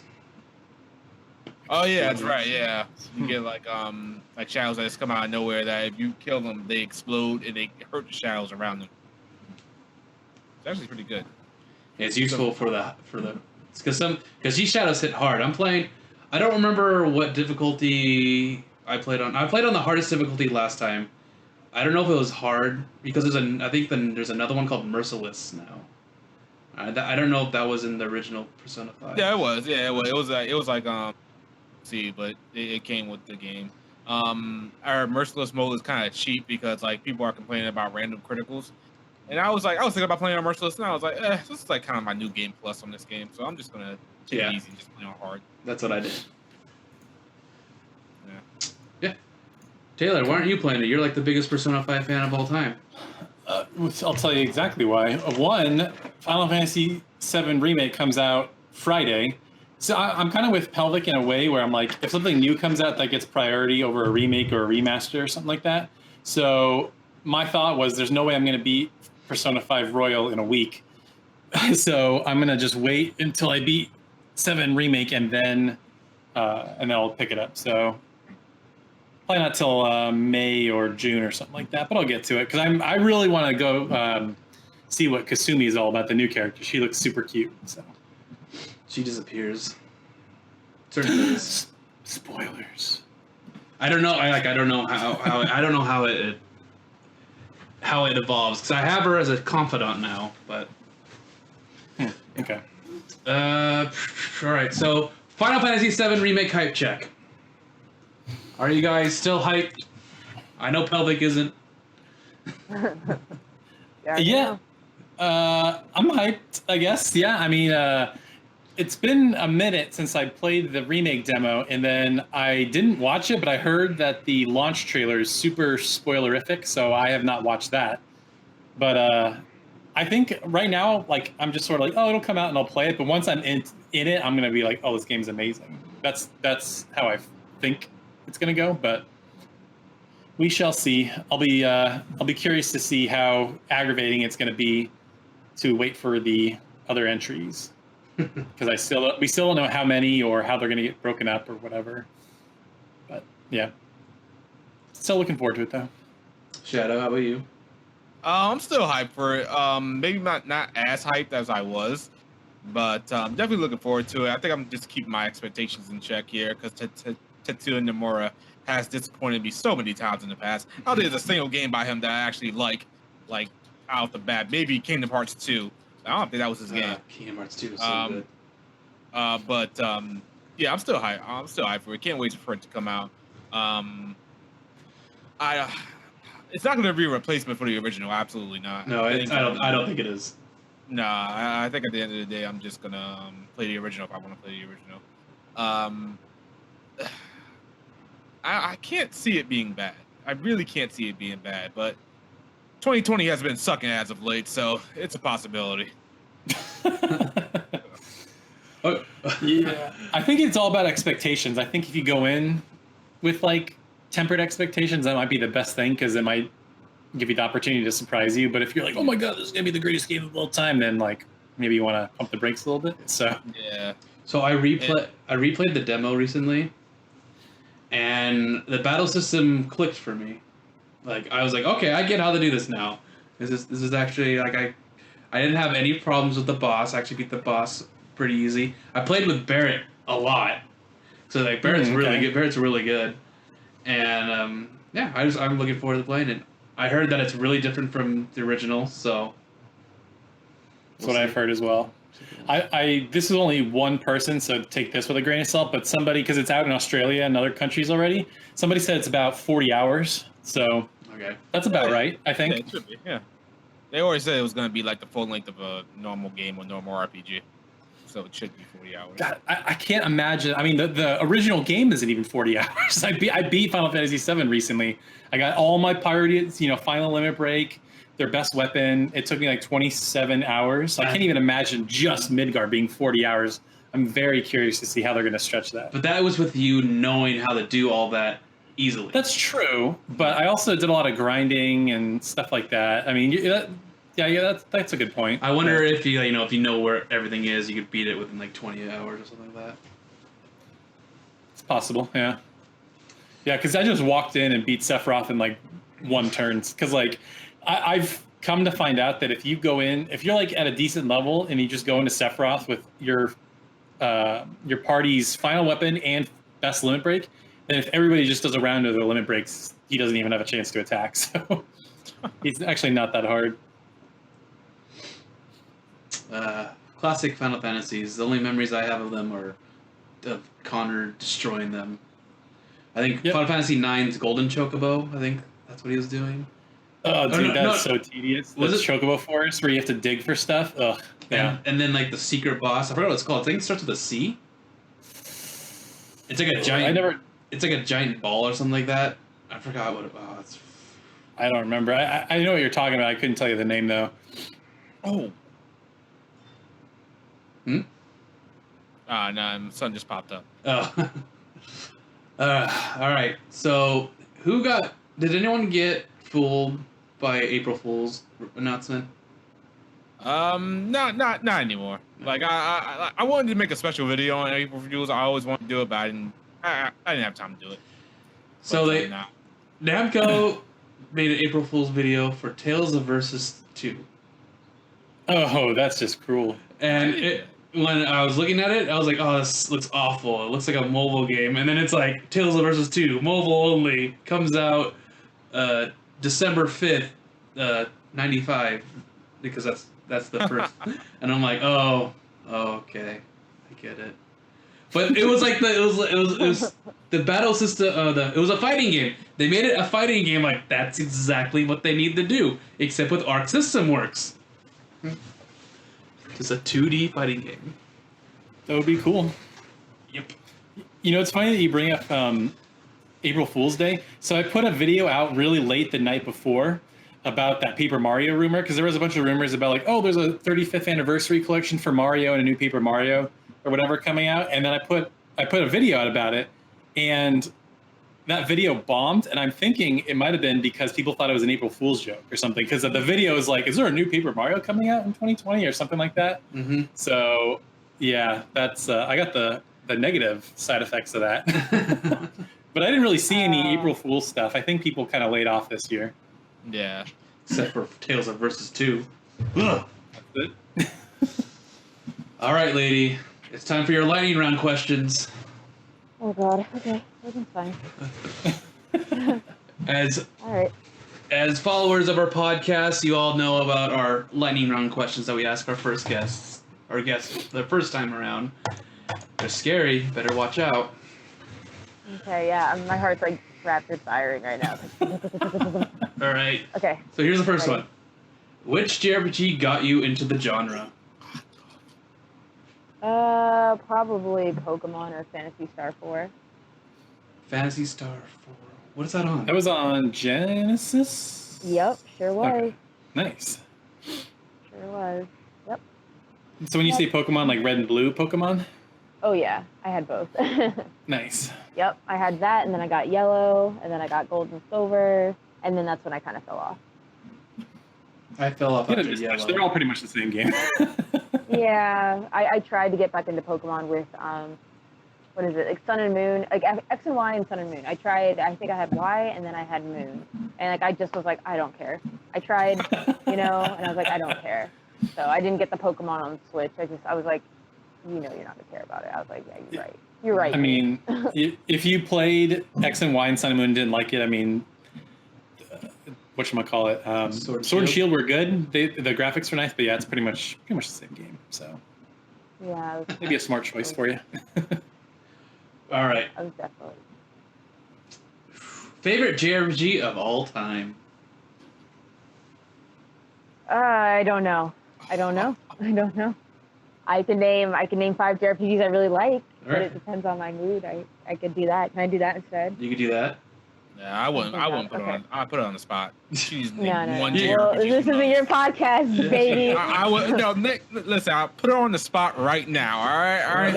No. right, make So sure, my all favorite JRPGs are probably like, I would go with Final Fantasy IX, Mother 3, Earthbound, Suikoden 2, Breath of Fire 3, Xenoblade. That's 6. The Xenoblade Chronicles. So yeah, those are like top. I guess those are like top dogs. The Mother series, eh? Keeping it classic. I do. I like, I mean, unless we're considering like Nier Automata JRPGs too, then throw those in there. I consider them. Oh. I don't know if Nick Okay, does, then. but I definitely consider it. Those JRPGs, Okay. yeah. Some people don't, so I just kind of leave them out because I'm like, all right, we'll stick to traditional. But yes, definitely the Nier series as well. Oh, Tales of Grace's F, that's up there too. Tales of Grace's F and Tales of Abyss and Tales of Berseria. God. But you said favorites, so no, we'll stick with the top 6. Okay, God. So such a daunting question. Okay, all right, I'm done. All right. Next. Speaking of Tales of Graces, do you remember when you had that fight with Hubert Taylor and you couldn't beat it? It was at Connor's house, and you couldn't beat it at all. And you're like, Nick, oh God, can you just play this right now and try to beat it for me? And I did it the first try, and you're just like, Yep. okay. I hate you. How many times did you try? It was like 10 times. You just couldn't do it. Was it a side thing or was that like a story mission? No, it was like a side thing you could do. Okay. You just really wanted to do it. You fought him one-on-one? Yeah, you fight him one-on-one. It was like in the desert. Yeah, you can do that with all the characters. Yeah. Yeah, he was really, Taylor was really adamant of beating it, and I couldn't do it. And he was like, Nick, just beat it. Yeah, just try it. And then I just beat it the first time. And he's like, I hate you so much. Well, you know my history with getting frustrated in bosses. Remember that one time I was just trying to beat Tokyo Xanadu and I just couldn't do it? And then the next day I just booted up and beat it first try. Yeah. That's what I did with Doom Eternal. I was playing and I couldn't get this Slayer gate for the longest time. And I was like, oh God, I was getting frustrated like you. I was getting frustrated. I'm like, okay, I'm going to bed. I'm just going to go to bed. The next morning, just did it the first try. I'm like, okay. Nice. All right, next question. You're stuck on a desert island with one JRPG soundtrack of your choosing. What would it be? Oh my God. And you have to choose. You have to choose. Oh my God. I don't know. Why do you like this, man? I don't know. It'd be like a toss-up between Nier Automata, Persona 5, Persona 3. Those are 4 answers. You gotta narrow it down to one. I'm gonna put you on the spot now. Oh my God. I don't know. I guess Persona 5 because Persona 5 has a lot of time. We'll go with Persona 5. Whatever. Persona 5. Yeah. All right, there you go. Yeah, we'll go with Persona 5. That's It's my pressured answer. Okay. It's different. It's not Chrono Cross like everyone else. Everyone says Chrono Cross. I've never It's the played Chrono best. Cross, so. Ooh, have you listened to the music though? No, I try not to listen to video games. I try not to listen to music until I play the game. Oh, The only game okay. I've done that with is with Sonic Mania because the remixes were so fire. I was like, I'll listen to it. Not a JRPG, but still, Yeah. That game is worth playing for the music alone, honestly. Oh, 100%. 100%. 100%. Absolutely. But next question, are we done? Is that No, it? there's still more. If you can change one JRPG game or franchise into an anime series, what would you choose? To an anime series? Oh boy. And you can't choose a game that already is an anime series. Oh man, I was gonna use that as my cop out. Okay. This is really daunting, y'all. So that means it would be a really good anime series. I feel very shooketh right now. Anime series. If I'm going through my head, like Wild Arms already is an anime. I think Valkyria Chronicles an anime? Valkyria Chronicles would be a pretty cool anime, right? That would, yeah. It Oh, already got an actually, anime. It has an anime. Oh, That's No, it doesn't. Where? Show me. Valkyria Chronicles 1 has an anime. You're a fucking liar. wait. Actually, I think he's right. I think I've never seen it. Okay. Oh, you know what I would like a love? formal apology for being called a liar, please. I want that in writing. I want that on Twitter message, Discord message, video on your channel, please. Thank you very much. Oh god, I think you're just trying to stunt my answers. Okay. Well, what about? I think would Breath of Fire 3 be a really good anime? 'Cause I love Breath of Fire 3. I would love, Legend of Dragoon would be a really good. Ooh. Oh, you know what? I'm gonna go with The World Ends With You. That's what I'm gonna say. I would think that'd be an awesome anime. That's my answer. The World Ends With You. There we go. All right. Okay. It'd be very stylish. That's a really good choice. Yeah. All right. There you go. All right. I feel good about myself. There you go. You won't feel good about yourself for this one. I don't think I know what's next. Worst JRPG you've ever bought. Oh, Final Fantasy VIII. That's fine. Final Fantasy VIII. No contest. That's actually What's the question? red. Worst JRPG she's ever bought. Okay. Seriously, Pelvic, is it really Final Fantasy 8? There's no other game? I mean, I'd have to sit and think about it. Like Legend of Legacy, I really despised too. Legend of Legacy was pretty shitty. Was Plus 64 a JRPG? Because Plus 64. Oh yeah, was that bad? I never got to play that. Always as a kid, I always wanted to play that one, and I never did. No, you don't. No, you didn't. Okay. I don't know, but I don't know if I even technically bought that. Mom probably bought that for me. So, it probably, like, Tales of Stereo was pretty shitty. You know what? Tales of Stereo, because I dropped $60 on that fucking game. At least Final Fantasy VIII, I dropped 10. So I bought that shit when it was on sale. So Zestiria, I bought Zestiria. I'm pretty sure I bought the collector's edition. And I was trade and so Wow. So yeah, actually I'm gonna go with Zestiria. Nice, great choice. That's a fantastic choice. Zestiria really pissed me. Zestiria hurt me. It hurt me real deep. Yeah. So okay, we'll go with Zestiria. Great choice. That I bought only because I bought. But it's so beautiful. Look at it. It's so beautiful. Nah. So beautiful. All right. So no, there's still 4 more questions. Okay. What is your crown jewel of your gaming collection? Oh, my Majora's Mask 3DS. I love it so much. Makes me so happy. Or it has to be JRPG related? No, it doesn't. Okay, then yeah, my Majora's Mask 3DS just makes me so happy. I love my Majora's Mask 3DS. It's so simple. It's just, I love it. I love it. Forgot, was that a regular sized one? Was it Nope, XL? it's XL. Yeah. It's XL. I remember when it came out. Justin was Justin came in to pre-order all these new 3DS XLs. I used to work at GameStop, so that's the question. And he was just like, "Do you want one?" And I'm like, He's like, "Okay, pre-order one more for you." I'm like, "Okay." He's bought me a 3DS XL. Oh, so nice. Must be nice. Yeah. Justin was awesome. Where do we find friends like that? Serious. Favorite non-JRPG game of all time? Majora's Mask. Legend of Zelda Majora's Mask, no contest. There you go. Nice. I think that game just, I don't know, it just, as a kid, I think it was so extraordinary. I thought it was so creepy. I kind of like the weird stuff as a kid, so when you put on these masks and you see Link have like this twisted and distorted face, how it handled death and just different ways of death and how people like couldn't move on. I don't know, man. It was just very deep for me as a kid. I was just to like take in such like kind of heavy content, and in a way that's like cartoony. Zelda's pretty cartoony. Like it can be dark, but it's not like Doom or like Dead Space dark. You know what I'm saying? So, granted, there's a horror games, but it was just the way. God, Majora's Mask was great.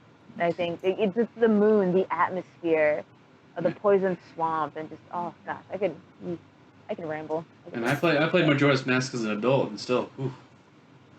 Yeah, but just not. But imagine playing it as a kid though. Like, oh gosh, as a kid, it was just something. I don't think maybe I understood exactly how deep it was. You know, I'm sure I didn't catch everything as I would as an adult. You know, or catch more as an adult. But gosh, that game was just awesome, creepy, and astounding. So good. What did you think of the 3DS remake? Yeah, it definitely didn't capture the same creepiness as the old version. I feel like my inner elitist kind of comes out a little bit. Like back in my day, I didn't have a bomber's notebook. I had to write things down. I had to discover things. You know what I mean? I didn't have help like that. But you know, it took away some of the charm. Like I did just small things, like how the moon looks. You know, something about a pointy-nosed moon is just freaky. Whereas like now this nose is like curved. It's weird. It took away like moment. Like some of the bosses were weird too. Like I got what they were trying to say. Like Majora is always watching you. That was kind of the message they were trying to do with the bosses. But I don't know. I felt it was a little too cheesy. It brought too much of that Zelda cheese. Like, oh, look at the giant eye. You know where you're supposed to attack it. You know. Yeah. So I think that was a little. So some small things like they took away the momentum of the like Deku scrub. You know, because before you could run and then jump across water, and you could actually jump farther. In the 3DS version, you cannot do momentum jumps anymore. And it was just small, you know, breaking the game little ways like that, quote unquote breaking, but you know, just like little things like that they removed. I was like, dang, you know, dang. I played the GameCube version. I don't know if I have played that version. I don't know if it's broken or anything, but yeah, that was a good game. I enjoyed it. That's like only Zelda game that I like. Wow. Yeah, Taylor and I. Well, I'm glad it's that one. Yeah, Taylor and I agree that Zelda games are boring. Don't know why. Yeah. I mean, I like Breath of the Wild, and I liked A Link Between Worlds, and that was it. Hurting my soul. I'm sorry. I just don't know why. It's just they're just boring. And except Majora's Mask. Majora's Mask was really awesome and interesting. All right, here's the hardest question of them all. It's a two-parter. Who is your JRPG husbando waifu / waifu? Oh man. Aw. That's a hard one. Oh man. Oh Jesus. Oh Lord. I got you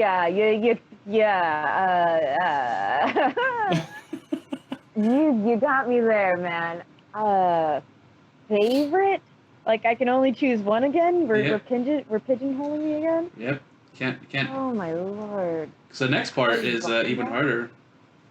What? I thought that was the two-part, like husbando and waifu. I thought that was No, just like you could choose. You could be a waifu, you could be a husbando. Okay. JRPG? Yep. I'm trying to think, like, who do I like in JRPGs? You did say Seymour. He had that nice hair. I do, but I also love Kuja, and I love Zidane, and I love Jowie from Suikoden 2. And I love Flick from Suikoden 1 and 2. Oh my gosh, and I love I could do like Fulu. I like Fulu, but Fulu wouldn't be husbando. But I do love Fulu a lot. From Breath of Fire 4, I'm like going through my Yuri from Tales of Zestiria. Vesperia. Or Vesperia. Sorry, I'm getting all my areas all mixed up. So I'm noticing a theme here. You like guys with long hair? Silver hair. Well, like blonde is cool, but definitely silver. Like silver and evil. That's like my silver hair, blondes, and if they're evil, it's just love it. I'm a villain girl through and through. So Shadow, she would like Trails, wouldn't she? He's gone. He's playing Resident Evil 3. Oh, I love like Endurance from Dot Hack. Do you? I love Balmung from Dot Hack. Yeah. I'm like, it's so difficult. This is difficult. Why would you? Oh my God! Don't even get me started on Kingdom Hearts. Like there's Axel, there's Syax, there's Xemnas. See, I told you this is the hardest question. This really is. Like I can only choose one. One is the best. The best one. Oh, and there's like Cyrus. Oh my gosh.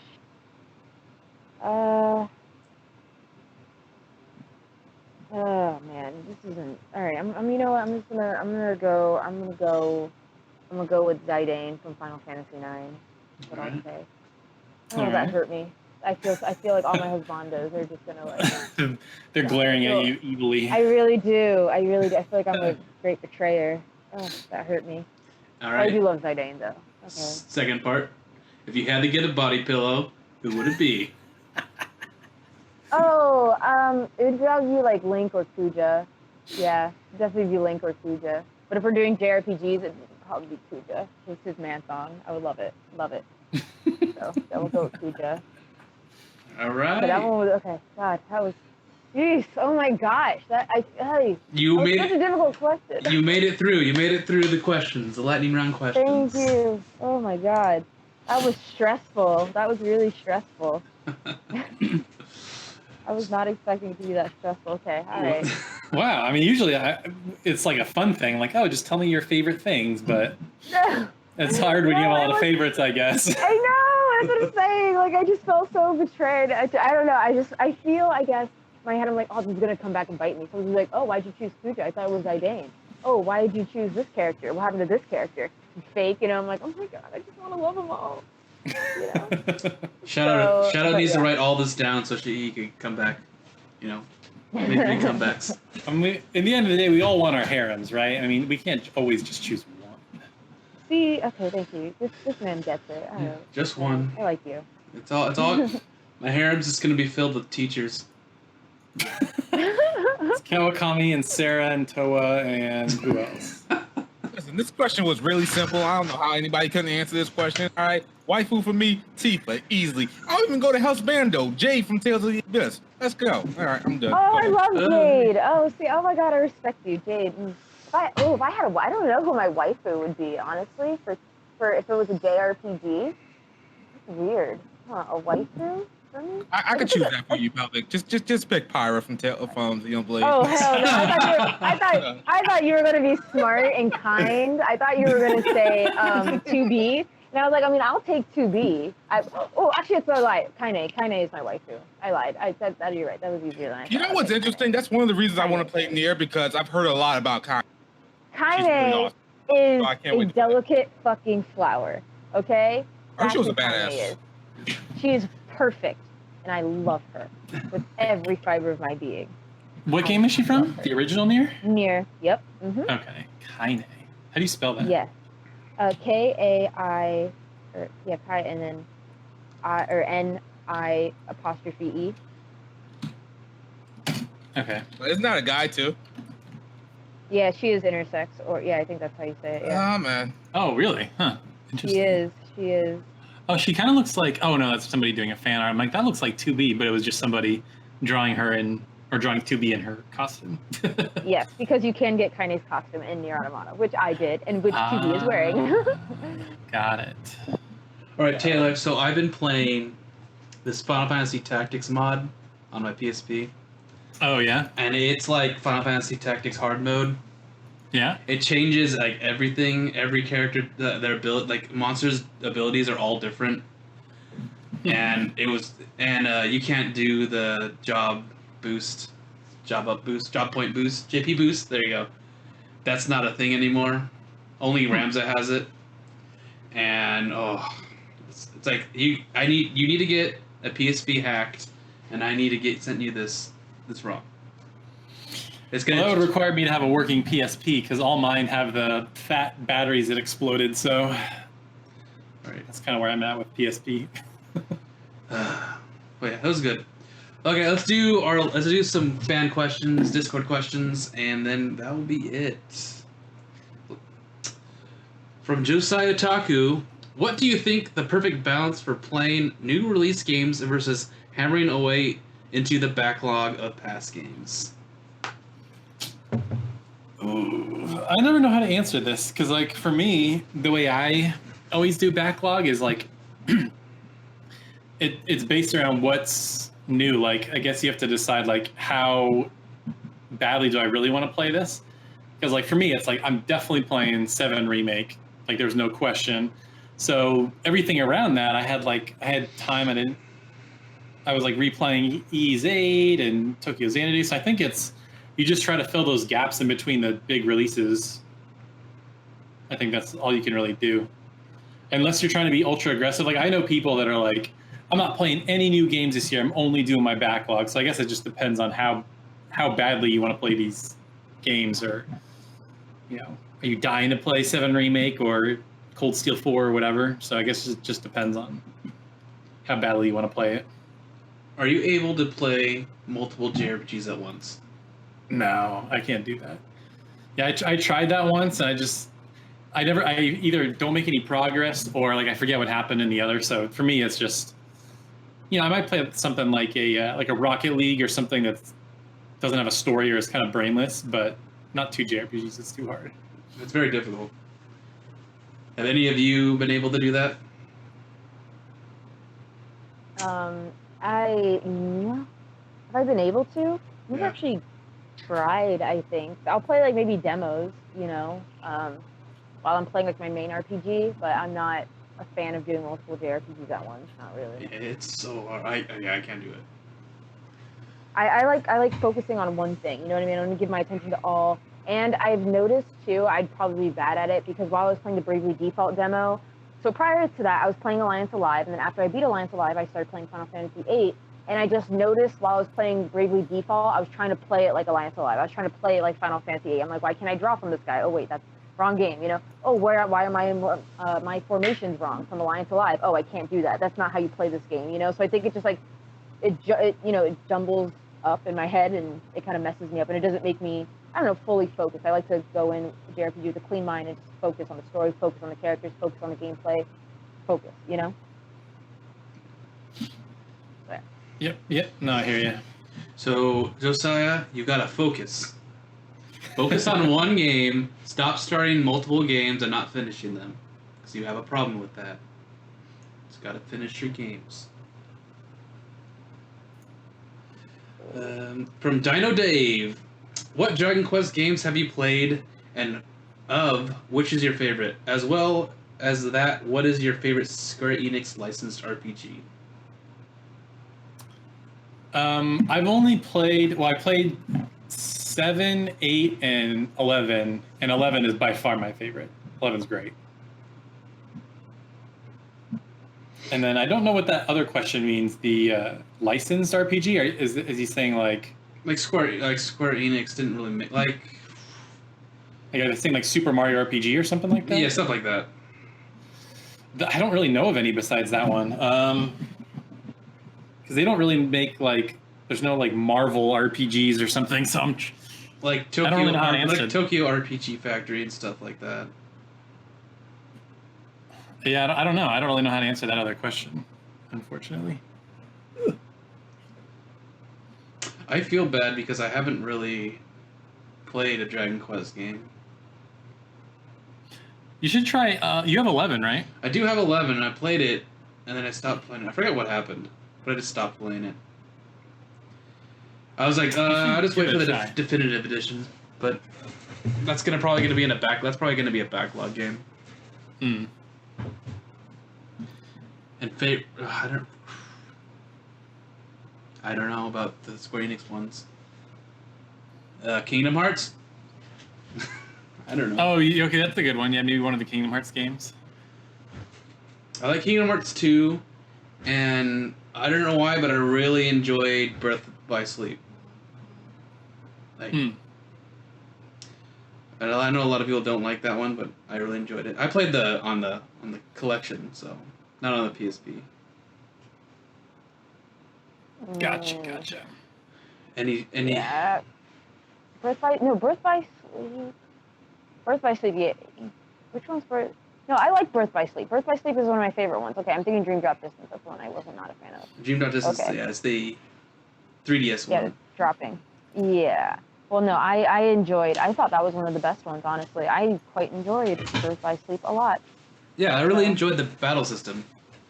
Birth by Sleep is Terra Aqua Ventus. I just want to make sure I'm getting this right? Yep. Yeah. Okay, yeah. Yep. Yeah, I did like that one. I love the battle. I like the combat. The story was cool. Like, I probably was one of the times I enjoyed the Kingdom Hearts story. You know, I enjoyed the characters a lot. Except Ventus, I didn't really care about. Terra and Aqua, I was like, okay, I see you. Everybody else can go away though. I enjoyed Ventus's final boss. Vanitas, when he fought Vanitas. Oh, that was rough. Yeah, I'm very bad at Kingdom Hearts bosses. My God, I think they're so brutal. And I play on normal. Like I think they're freaking insane. Like when people were like, I play critical. I'm like, how? Like, what do you? I don't even understand. So. Yeah, I need to see some high play Kingdom Hearts games. The highest I go is Proud. I can't even do. Nope, I'm a normal girl for life. Keeping it basic. What about Shadow? Well, Shadow's hardcore. I don't know where Shadow. Yeah, Shadow's gone. This is vanished. Have you played any Dragon Quest games? Yeah, I've only played one. My first one I actually played this year. It was I was gonna say Final Fantasy V, Dragon Quest V, Hand of the Heavenly Bride for the DS, and it was really good. It was a good entry point for me for the Dragon Quest game. Actually, I like it. I'm not gonna lie, I like Dragon Quest so far. I've only played one, but I like it because it's so basic. Does that sound bad to say? To me, like Dragon Quest is just like it's simple turn-based. You know, like things are weak against fire, ice, you know, whatever. It's just good old, you know, it doesn't do anything particularly special or unique. Dragon Quest V actually did because you recruit monsters, but I don't know. It felt cozy, you know. It felt cozy. It was just a nice traditional. Dragon Quest V even wasn't like a particularly traditional story per se. At least it wasn't told. Yes, you have to fight this great evil, but I like Dragon Quest. It's just a comfy, cozy JRPG. You know, there's no crazy twists and it's just nice. It's very comfortable. You know, I felt right at home. That's what I hear. Have you guys played that one or? No, I haven't really delved into Dragon Quest. Yeah, like I said, it was my first Dragon Quest game, and I really enjoyed it. It was very cozy.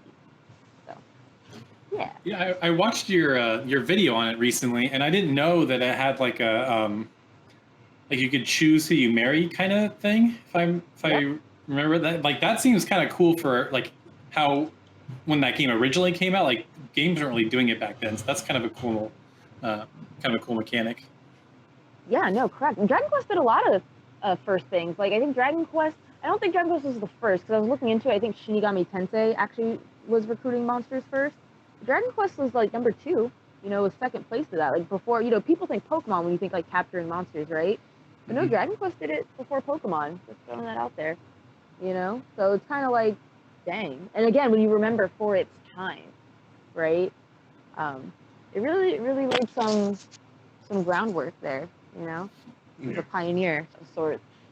So I really appreciated it. And I definitely recommend if you guys ever dive into it, I definitely recommend Dragon Quest V.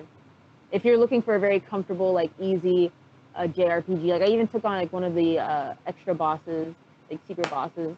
That it was annoying, doable. It was just annoying. It was if you guys care, I don't know about. It's not really a spoiler. Just you have to toggle a lot with the status effects. Like it debuffs you a lot, so you gotta keep on that. It's a big tug of war of debuffing because he'll also dispel his debuff. You know, if you weaken his attack, he'll strengthen his attack. And you're just like, oh my god, can you just stay weak for 5 seconds, please? You know, it's like the Persona 3 final boss. Oh my god, that was hell. Ugh. I did good with that. I was really proud of myself. I did really good. I beat him my first try. I felt, you know, big dick energy. You know, I felt really good. I just remember hearing horror stories from Taylor, so when I got there, I was like, oh, this is going to be the hardest boss ever. Beat it first try. I'm like, okay. I mean, the way to do it is to make the main character your healer, the one that you can actually control. So, and then everyone else I had to make everyone else just spam freaking. This made them powerful magic users. Never attacked. It's always told them to always use magic. Man, I don't think I did. I don't remember how I beat him, but I beat him. It's been so long. Like I haven't played the game in so long. I honestly forgot that you don't control your characters. I was like, huh? You don't control your characters? Say what? It was weird at first, but you got used to it. Yeah, maybe that was it. I just I think maybe I vaguely remember getting annoyed, especially at Yukari because she can't fucking hit anything. So Yukari pissed me off. I don't know if you guys remember. She used the bow and arrow. You know, she's like a motherfucking archery club, girl. Like, what are you hitting? Like, isn't your whole point of going to the club, you know, hit, like, girl. Oh, God. She was super annoying. She just annoyed me. It was always about Akihiko and Mitsuru. And then whoever else wants to join, I don't care. I guess. Come on now. Yeah, mine was a harem. It was Yukari, Mitsuru, and I guess. Who the hell's Aegis? The robot girl, the blonde girl. Oh shit! Yeah, you're right. We like her. I forgot. You're right. We like her. She's cool. Okay, my bad. I was like Aegis. Oh man. I said this is my favorite Persona game, and I can't remember the fucking character. the only robot in the game? One of the most important characters in the game? I know. I really forgot. Oh, Lord. It's been so long. But I remember Kokomaru, which I did not care about. I remember the kid, Ken, I think, did not care about him. Yep. Yeah. And there was the other guy, the one. Yeah, the one. I forgot. Junpei? Yeah, the one. No, not Junpei. No, it's not Junpei. Junpei's just the one. It's just Ryuji. The boxer guy? No, we're not gonna tell you. I know what you're saying. I get you. Okay, thank you. I was like, someone please pick up what I'm putting down. I know what you're doing. The one. The one guy. Oh, yeah. Okay. Okay. All right, there we go. But yeah, but I did like Persona 3. I like dark themed games. Games that are just about like death, decay, destruction. I'm like, yeah. Kill them all. So, well, you gotta see that's why I like Majora's Mask. It's just there's clearly a theme here. Oh, it really is. I mean, even like Final Fantasy VI, when Kefka was doing things, I was like, oh shit, yeah, that's real. So you like horror games? Nope. Okay, that doesn't makes no sense. It makes no sense. It's so weird because I like gore. The suspense I cannot do suspense. I cannot handle suspense at all. And I can see that because you couldn't handle those questions. But I got one for you. Here's meeting in the middle. Have you played Parasite Eve? Yes. I love Parasite Eve. Okay. I love Parasite Eve. It doesn't make sense to me. I was so scared. You know what scared me in that game? I jumped one time in that game. You want to know what made me jump? You know what made me jump? Sure. A door closing. A door closing. I was so on edge in the beginning because I always thought it was a horror game, and then like any quote unquote horror, like true horror game, let's say, like Dead Space or like what's that, like Fatal Frame, whatever. Yeah. Mm-hmm. Good games. Those games, those are suspenseful. You turn the corner, whatever. But then you get used to it as you just go through it. You're like, okay, a monster's going to be here, or okay, Resident Evil, stuff like that. Mr. X going to be over here, whatever. But I don't know. As I played Parasite Eve, I felt myself like relaxing more. I just think at first, because I didn't know what to expect. It was my first horror game that I think it was the first. Was that like Baby's first? Oh no, Baby's first horror game was Luigi's Haunted Mansion. But my first, I guess, outside of Kitty Mario game stuff, whatever. It was definitely Parasite Eve was my first one, so I was really scared. But Parasite Eve like nailed the gore aspect. I was like, oh, like I think the visuals still hold up today. I'm not even gonna lie. I do think the visuals, the cutscenes or whatever, man, I think they're great. When you saw like the first mutated rat part, the beginning cutscene's wild. Oh man, I think Parasite Eve is has one of the best JRPG openings ever. It thrusts you right into the action. You know what I mean? Like first you're in the opera, you're watching the singer, everything's great, everything's cool, and now everything's on fire. Like you blink, and it's a whole change of scenery, whole change of mood, whole change of everything, right? I think Parasite Eve has one of the greatest like hooks in JRPGs, where you're instantly thrown into the action, right? I think like God of War too, not particularly a JRPG, but God of War 1, you're on like a ship fighting like the Leviathan or like the Kraken or something like that. It's instant, like, okay, go, go, go, go. Even like Kingdom Hearts, what is it, Dream Drop Distance, not a fan of that game, but at least, boom, you're fighting Ursula right in the beginning. Something going on. I know we just went super off topic here, but I think Parasite Eve has, I love Parasite Eve. I like how gory it is. I like how weird it is. I didn't think I was going to be a fan of it because I'm a high fantasy type of person, so I like magic and castles and mystic and knights and that kind of thing, Lord of the Rings and Final Fantasy IX, whatnot. But no, the sci-fi aspects, the cells, the mitochondria, the mutations, I ate it all up, man. I loved it. Loved it. Nice. Man, I want to play a horror game now. Hey, Resident Evil 3 just came out, although I heard it's really short, but... Oh, yeah. I heard Somebody say Resident Evil 3? Hey! Are they charging full $60 for a remake of Resident Evil 3? Yeah, they did. I beat the game like 4 or 5 times by now. Oh, jeez, okay.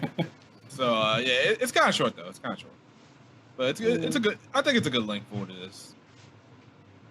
Did you play the multiplayer mode yet? No, I haven't. I just been sinking my teeth in the single player. Gotcha. Trying to, my next thing is gonna play the game on the hardest difficulty. Oh.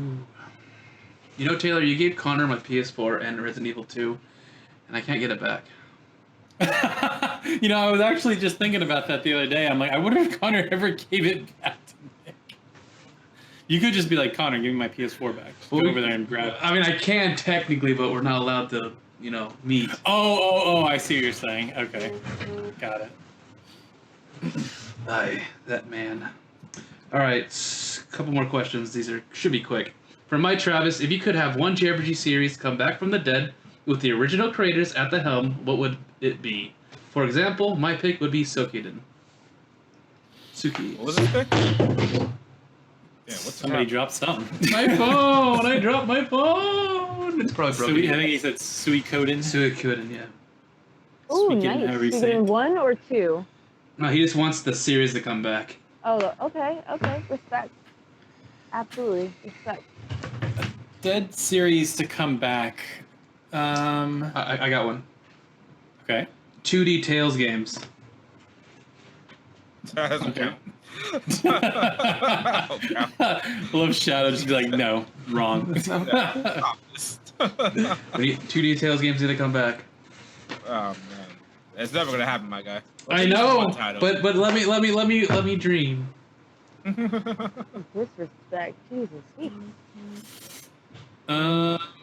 I would choose, since you chose Suikoden, I would choose either Breath of Fire or Legend of Dragoon. There are those rumors flying around that Blue Point might be doing a remake. Didn't they make a Breath of Fire 6? And it was like a mobile only. Yeah, we don't talk about it. I'd probably choose Shadow Hearts. Ooh, Shadow Hearts. There you go. There's a good combo of horror and JRPG. Only the first one. The Second one's great too. I know the second one's really good, but it's not as horror-y, like Oh, okay, yeah. like the first one. Yeah, definitely. Would Xenosaga count? Yeah. Sure, why not?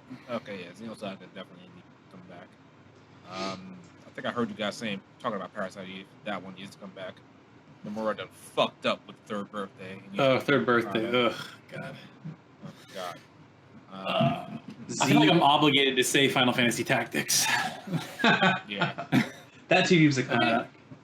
Unfortunately, the best thing you're gonna get on that one is probably a re-release, because with Brave Exvius, War of the Visions, you're never getting like another game. I really wish that one was like a actual game instead of. I know. The art style is so killer too. That's what hurts the most. Amazing. Oh my God, love the art style. There's a look of shock in your face, Taylor. What was that? So I may or may not be watching something while we're talking. I may or may not be playing a game while we're talking. Oh, there you go. That's just how loosey-goosey we played. Oh, did I tell you? Since we're all playing and watching stuff, I was playing Bravely Default demo. And I'll have you know that all the stats, all base stats are same. So I unequipped everybody. I had no subclass. I made everyone was level 1, like I restarted the game, whatever. Freelancer, level 1, no sub-job class rather, and no ability, nothing. Everyone was unequipped. Everybody has the same. Everybody. So what makes it different are 100% what job classes you have as a subclass, as your main class, what you have equipped, and what abilities you have. So, but everybody can essentially be anything, period. There's no one who is better at one thing. Good. So, cool. So I'm going to be playing it fashionly then. Just whoever looks cool in what class, that's how I'm going to play it. Yeah. Well, I think what's kind of funny too is like, instead of having like, like a typical chick being like a white mage or whatever, you can make her like a badass, vanguard person or anything else, vice versa. You can have like the men be, I don't know, maybe a dancer class and they have their stomach showing. So I get that eye candy, you know what I mean? I'm like, hey, you know what I'm saying? Yeah. So I mean, it's whatever you want it to be. So I think that's part of the charm. But Cool. anyways, so to answer your question, I finally did it. Sweet. No, I appreciate you doing that. No, absolutely. No, I had to do it for my video anyways. I mean, granted, this is old news by this point, but whatever. I'm doing it. I'm doing it. I recorded the footage. It's coming. Coming this week, all right? Cool. But Sweet. So Abron has actually asked a normal question. Oh my god. Okay. Have you guys ever considered selling some of your limited edition games? Absolutely. no. No. Absolutely. Like Nope. as soon as I hear that they're like above $100, I'm selling them. Really? Like, listen, I got no attachment to these games anymore. The only limited edition that I'm actually attached to, maybe is Persona 5. But other than that, limited editions, I don't care about them anymore. See that wall scroll by in there? I'm not getting rid of that. Here's the thing. I usually don't buy limited editions. I feel like the stuff that they come with, typically, this is just my opinion, is typically kind of garbage. So at least the statues, like if I buy statues, I'm gonna buy like a Nendo, like something quality. So the only special edition that I can think of off the top of my head that I bought was the Ni no Kuni one because it came with that Wizards book, and I really wanted that book. But I wouldn't sell that. The only other thing that I have that I didn't realize was expensive was I bought the physical edition of Gravity Rush on PS4, and that was apparently a really limited run. And I looked up on eBay, and it's going for like $100 right now. I was like, oh shit! I would have sold that. I have like a really special place in my heart for Gravity Rush for some reason. I don't know what it is. So I sold the Vita version because in my mind the PS4 version is just so much better. So I hear what you're saying, and that might not be the worst idea, but yeah, I just can't do it. I feel like limited editions are just they're so useless. Like back in the day, I used to love them. I used to always collect them. And I'm like, what am I doing with all this stuff? I ain't doing nothing with any of this stuff. They're just sitting in my closet, just collecting dust. Like, even if I wasn't displaying them, like, who am I displaying these for? Myself? Like, what do I care that I have these games that I'm never going to go back to ever again? It's like, I'm good. So, definitely. And that's why I don't collect limited editions. Like, there are only certain games, for example, like Zelda and Nier are my bread and butter, and I regret not getting the limited edition of Nier Automata. But, because you know what it was? I got the last limited edition I got was fucking Tales of Zestiria, and that burned me so bad. I was like, I'm never getting a limited edition again. I was so upset. So yeah. I only get limited editions from Trails games and Tales games, and there's only one. Like, this is the only one that it's worth it. I get a Doom helmet. Nope. See, but I agree with Shadow though. A lot of the stuff, like my Zestiria stuff right now, or whatever the hell, I don't know, the one that I hate, that's like, in a box right now. It's just collecting dust. The only thing that's on display actively are all my Zelda stuff. All my Zelda stuff is on display, and I love it. Like, I look at it and I'm like, beautiful. You know what I mean? That makes me happy. But everything else, I'm like, I don't have the space for it right now, and it's just collecting dust. And I agree. I don't have time to go back and play games. I just don't. So, and they're gonna come out again. They're gonna like re-release these games again eventually. Like Tales of Xillia 1 and 2. Those are gonna come out eventually again. I don't know why I still got the physical copies of them right now. They're gonna come out on PC and like whatever platform it's on. And then like, I don't know what's gonna happen to me in the future, but like, let's say I get married. What am I gonna do with all these limited editions now? They're definitely gonna go in like storage or something like that. So First of all, you're implying you're gonna get married. That's cold. That's cold. I might not get married. It might not happen, but I'm just saying if that happens, they're definitely gonna go in storage. I'll just fuck with you, Shadow, if he does. But yeah. So no, I agree with you though. You're right. Like, they're just gonna sit there and collect dust. Mine are actively right now. So. I'm glad I'm really glad though I ultimately stopped buying limited edition. Again, Zelda's the only thing. Zelda's the one thing, again, it's actively presented, like I see it, I look at it, I'm like, this is me. This is what I want people to see. This is what I want to see. So I pre-ordered the Final Fantasy VII Remake Deluxe Edition. I don't know why.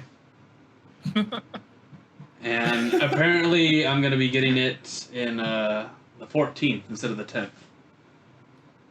So I think I might cancel it and just download it. There you go. What? Wow. You better hurry up for that. Can't cancel it anymore. Yeah, right. Before they charge you. Yeah. That decision real quick. Or can you wait 4 days?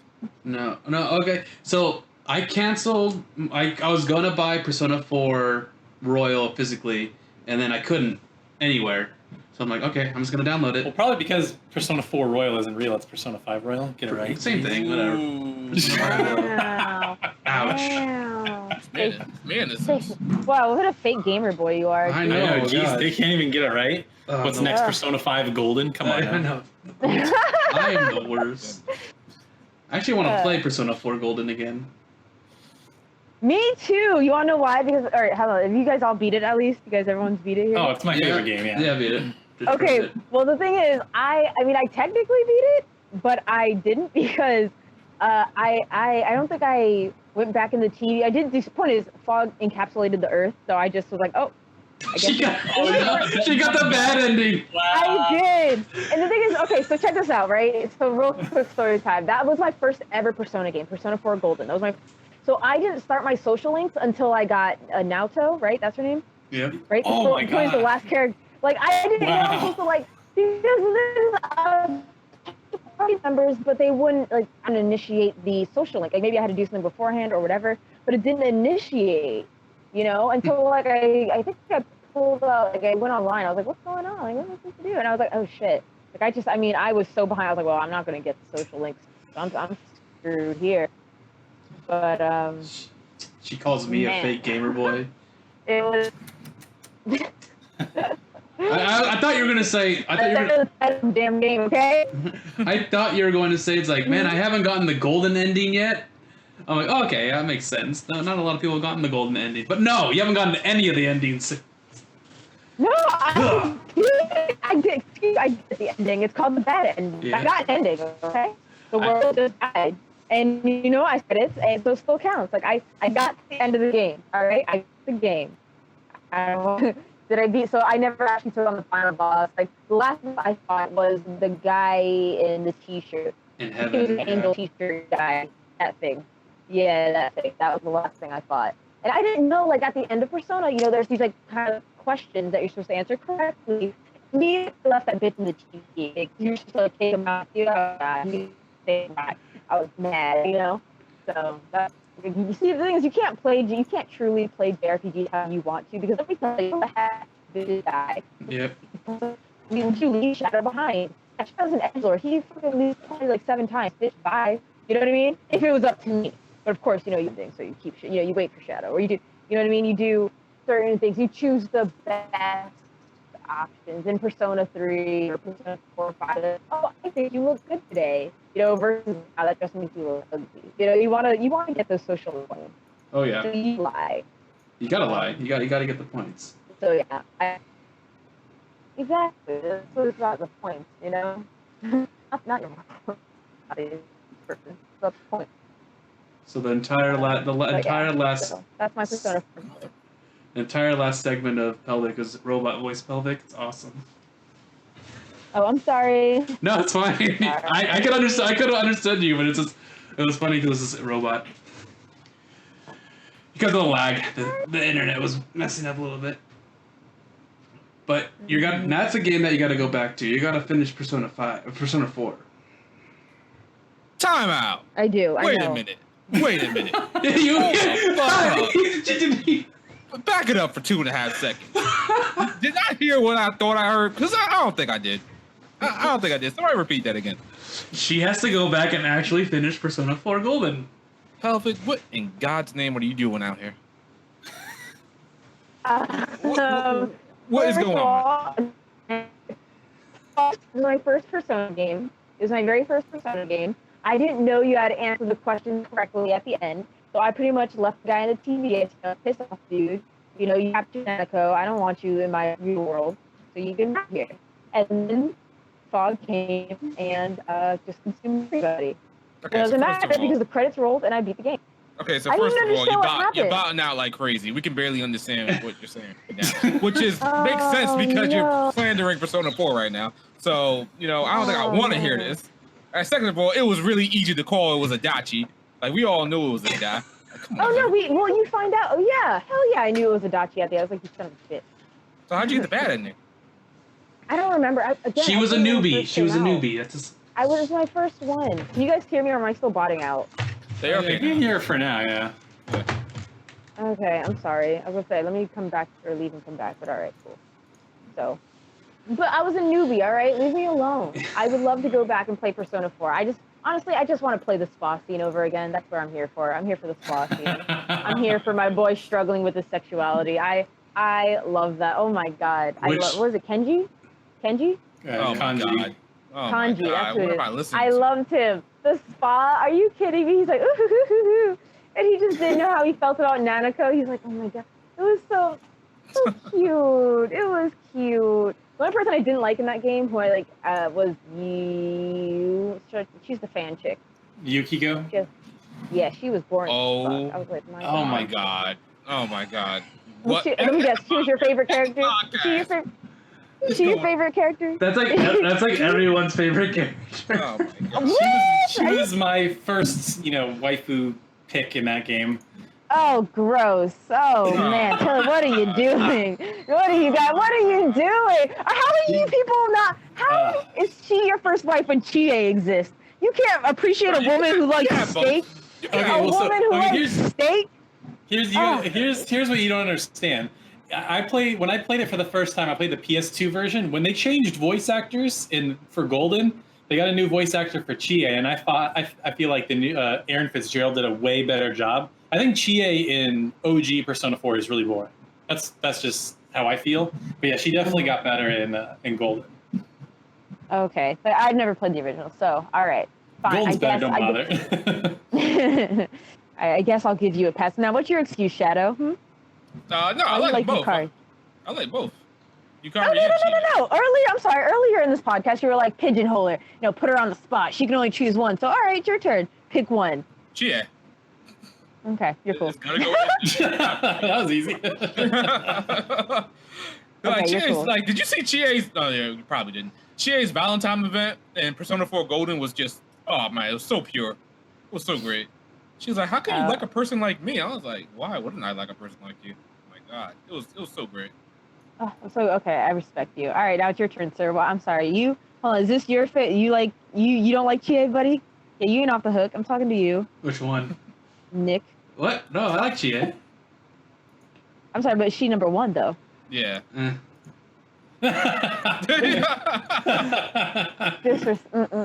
I'll play. Are you a Rise girl, Nick? I forget. I picked Rise the first time, and then the second time Cool. I picked everyone. Everyone was my girlfriend, and it was hilarious. No. It's better in Persona 5, but Persona 4. Actually, in Persona 5, you get your ass kicked. Yeah, exactly. Yeah, that's that's why it's funny. So you could be going out with all the girls and then go on a Valentine's date with Ryuji, and all the girls are pissed off at you. I love it. I can't wait to see. I can't wait to see the stuff that's in Royal for that. Oh man. Sorry, gonna be a thing. Who's your best girls for Royal, or I guess for Persona 5 in general, whatever. It's Kawakami. There's only one. Oh no! Capcom is You great. teacher people. Wow, God. I picked Futaba. Well, actually, I started with Makoto, and then I didn't like how her social link ended up, so I dumped her and went with Futaba. Yeah. I don't like Futaba. Like I like Futaba, but then again, I don't. To you guys already. I like Futaba. I just didn't want her as like a lover. Yeah, that too, because That's I what feel I like she was way too young. But like, it's like she was just so manufactured for me to like her. Like she's a gamer. She says stuff in gamer lingo, like you're an NPC or something like that. She was just like anybody who played this game has got to like Futaba, and I'm like, you guys manufacture her so hard for me to like her. I was like, oh, she's great and everything. Don't get me wrong, but like, I'm an person. Like, Okay, Shadow, I gotta ask you.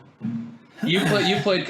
You already done the first palace in Royal. Did they change the writing for Ann's character a little bit in that dungeon? In the dungeon? Yeah, in the palace. Did they change that when she got a persona? It felt like it was different. I don't think so. No, I think it felt like it went a bit faster, but I'm pretty sure all the dialogue was the same. Because I recently played Persona 5 like a couple of months back on PC because I emulated it, and I remember it being pretty much just that. All right, just trying to remember. It was the same. Pretty sure it was the same. That was a nice little ramble, guys.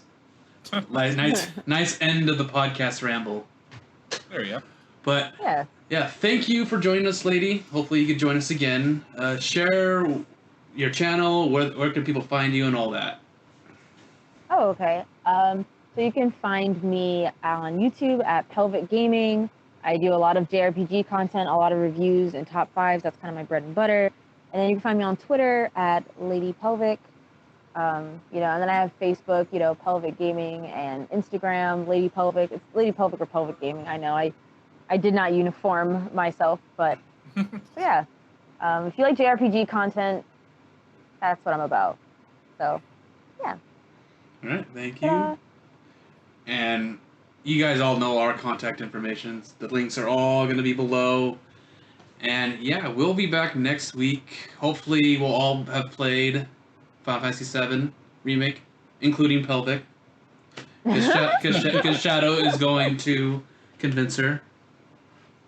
Shadow needs to finish Final Fantasy IX. Yeah, That's You what need to Shadow finish needs to do. Persona 4 Golden. Hold up. What? Second, Oh, no, sir. No, stop this. Stop this. No. Persona 4 is one of my favorite JRPGs of all time. I'm playing your I like Persona 4. I wasn't. finish it. Listen, you were You didn't talking. finish it. Back up. Step up. You were didn't talking finish it. so much You ain't shit. finished it. You were talking so much shit about Final Fantasy IX, and then you replayed it, and you're like, oh, it's not that bad. I'm actually enjoying myself. Like, lay off, step off. All right. No. Persona You need to 4 finish one No, of the Persona best 4 was JRPGs my in modern history. favorite.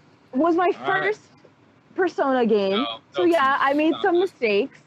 All right. You made a lot of mistakes. And I still beat the game. I saw the credits No, roll. you I got didn't. the bad ending. No, Yes, I did. no, that doesn't count. Mm-hmm. I definitely Yep. don't. Oh, sure. Taylor Absolutely Nick, does that does. count? No. Absolutely. Taylor got so mad at that ending that he turned off the game and went home. He was like, I was "No." so pissed. I'm like, it can't end like this. It can't end like this. That is not the real ending. I mean, I guess you roll Exactly. credits, Thank you. whatever that means, but that's, I mean, No, there's so much more exactly. game left. That's like saying the bad ending in Persona 5 is the real ending. I don't even know it was a bad in Persona 5. Yeah, you know what when Akechi does the Yep. thing to Joker. Yep. Yeah, that could Oh, actually yeah, right, that could right, actually right, be right. real. Yep. So I got the bad point ending. is, oh, I didn't. I was good. Whew. I was sweating bullets, so I was like, oh shit. I'm supposed to say. So, I really did pull a Phoenix Wright and bullshit my way to victory. Oh So. my goodness. My point is though, you cannot tell me shit until you finish Final Fantasy IX. Nah, you Once can't tell me do, shit until you can talk to me. All right, But let's until go. then, No, like, no. I should collect it. Can he leave the chat? Can someone boot him from the chat? No, We're done. no. You ain't gonna sit here without getting Persona 4, alright?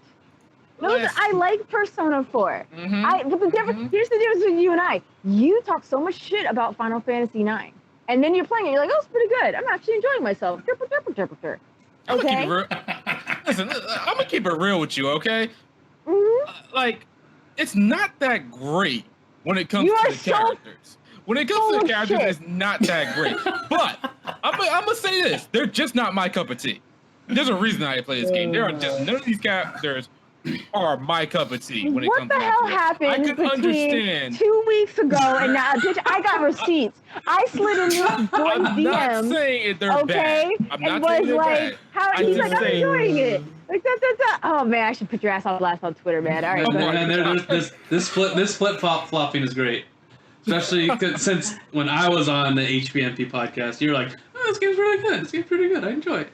No, the game is good. Don't get me wrong. I'm enjoying it. I'm just saying, like, there's a reason I didn't play it. Because it's not these characters are not my cup of tea. They're good, but they're just not my cup of tea, personally. Are they not wearing skimpy enough clothing for you, Shadow? Is that the That could problem? be it. That could honestly be it. Get Garnet in a one piece, and then maybe we can talk. I don't know. Shit, that's funny. It's the chibi art style. That's what it is. I'm telling you, I don't like chibi. I do not like chibi art styles. And, like, I mean, I guess, I can begrudgingly understand that. Only because it's Final Fantasy 9, that's why I'm really butthurt right now. But whatever, fine. Oh, Like the even game like is the good, Bravely I'm not series and stuff, I'm like, all right. But like you don't like like art style aside, you don't find their stories endearing or interesting. The or only one I find really endearing is Vivi, because it's an existential crisis he's going through. Like that nigga about to die because he about to stop working. oh my gosh. But Well, oh my god. Okay. don't then there's what's his name? The guy with the red hair. Maybe I gotta figure out more. Amaranth? because- Amaranth? Yeah, Amaranth. I Amaranth? feel like he came out of nowhere. And He I'm did. like, He yeah, sucks. It's okay. You can not Yeah. like him. That's okay. and it's like he has a prior history with Zidane because like he remembers Zidane, but Zidane doesn't remember him. Garnet is pretty like also a little bit endearing. She lost her whole kingdom, and her mother was just was corrupted by Kuja for the most part. Mhm, What's his name? Steiner. Let's see. If it was definitely like this was definitely like when I was like 20 something or something like that. I would have hated Steiner with a passion, but he's okay for now. No, I hated Steiner. Really? He was a- Wow. He was a giant cock block, and I was not cool with that. Okay. I also got Okay. respect for Zane. Zane is like he's different, like especially like for back in the day when this game came out. He's definitely like you could tell like the I guess the creators really wanted to get away from the emo. Yeah, Squall. character. Yeah, everything that was Final Yeah. Fantasy VIII. Yeah, they definitely Yeah, wanted to like get away Squall from that. and Cloud. Oh my god. but yeah, he's different. He reminds me of Yuri for the most part from the Spirit. What? He kind of does. Really? Yeah. Okay. To some I don't extent, get like that. to how like laid back he is, for the most part. Yeah, he has some funny moments. So what we've learned here is that you need to finish Final Fantasy 9, Oh man. and then Pelvic needs to replay Persona 4. Yes, you So cancel everything, Persona 4. I mean, I'm open to replaying Persona 4 Gold. I really am. It's also on the Vita, so you play it anywhere. No, I have it. Yeah, I have it on the Vita. I have a Yeah. physical cartridge on the Vita. There you go. Yes, We're all sir. set. So why don't you just continue it and just go from there? We're not gonna go on. We're not gonna get in this argument again. Everyone say. Everyone, It's over, the podcast Yeah, everyone's gotta say bye now. All right. Later, everybody's. Deuces. Thanks for having me on the podcast. I appreciate it. You're welcome.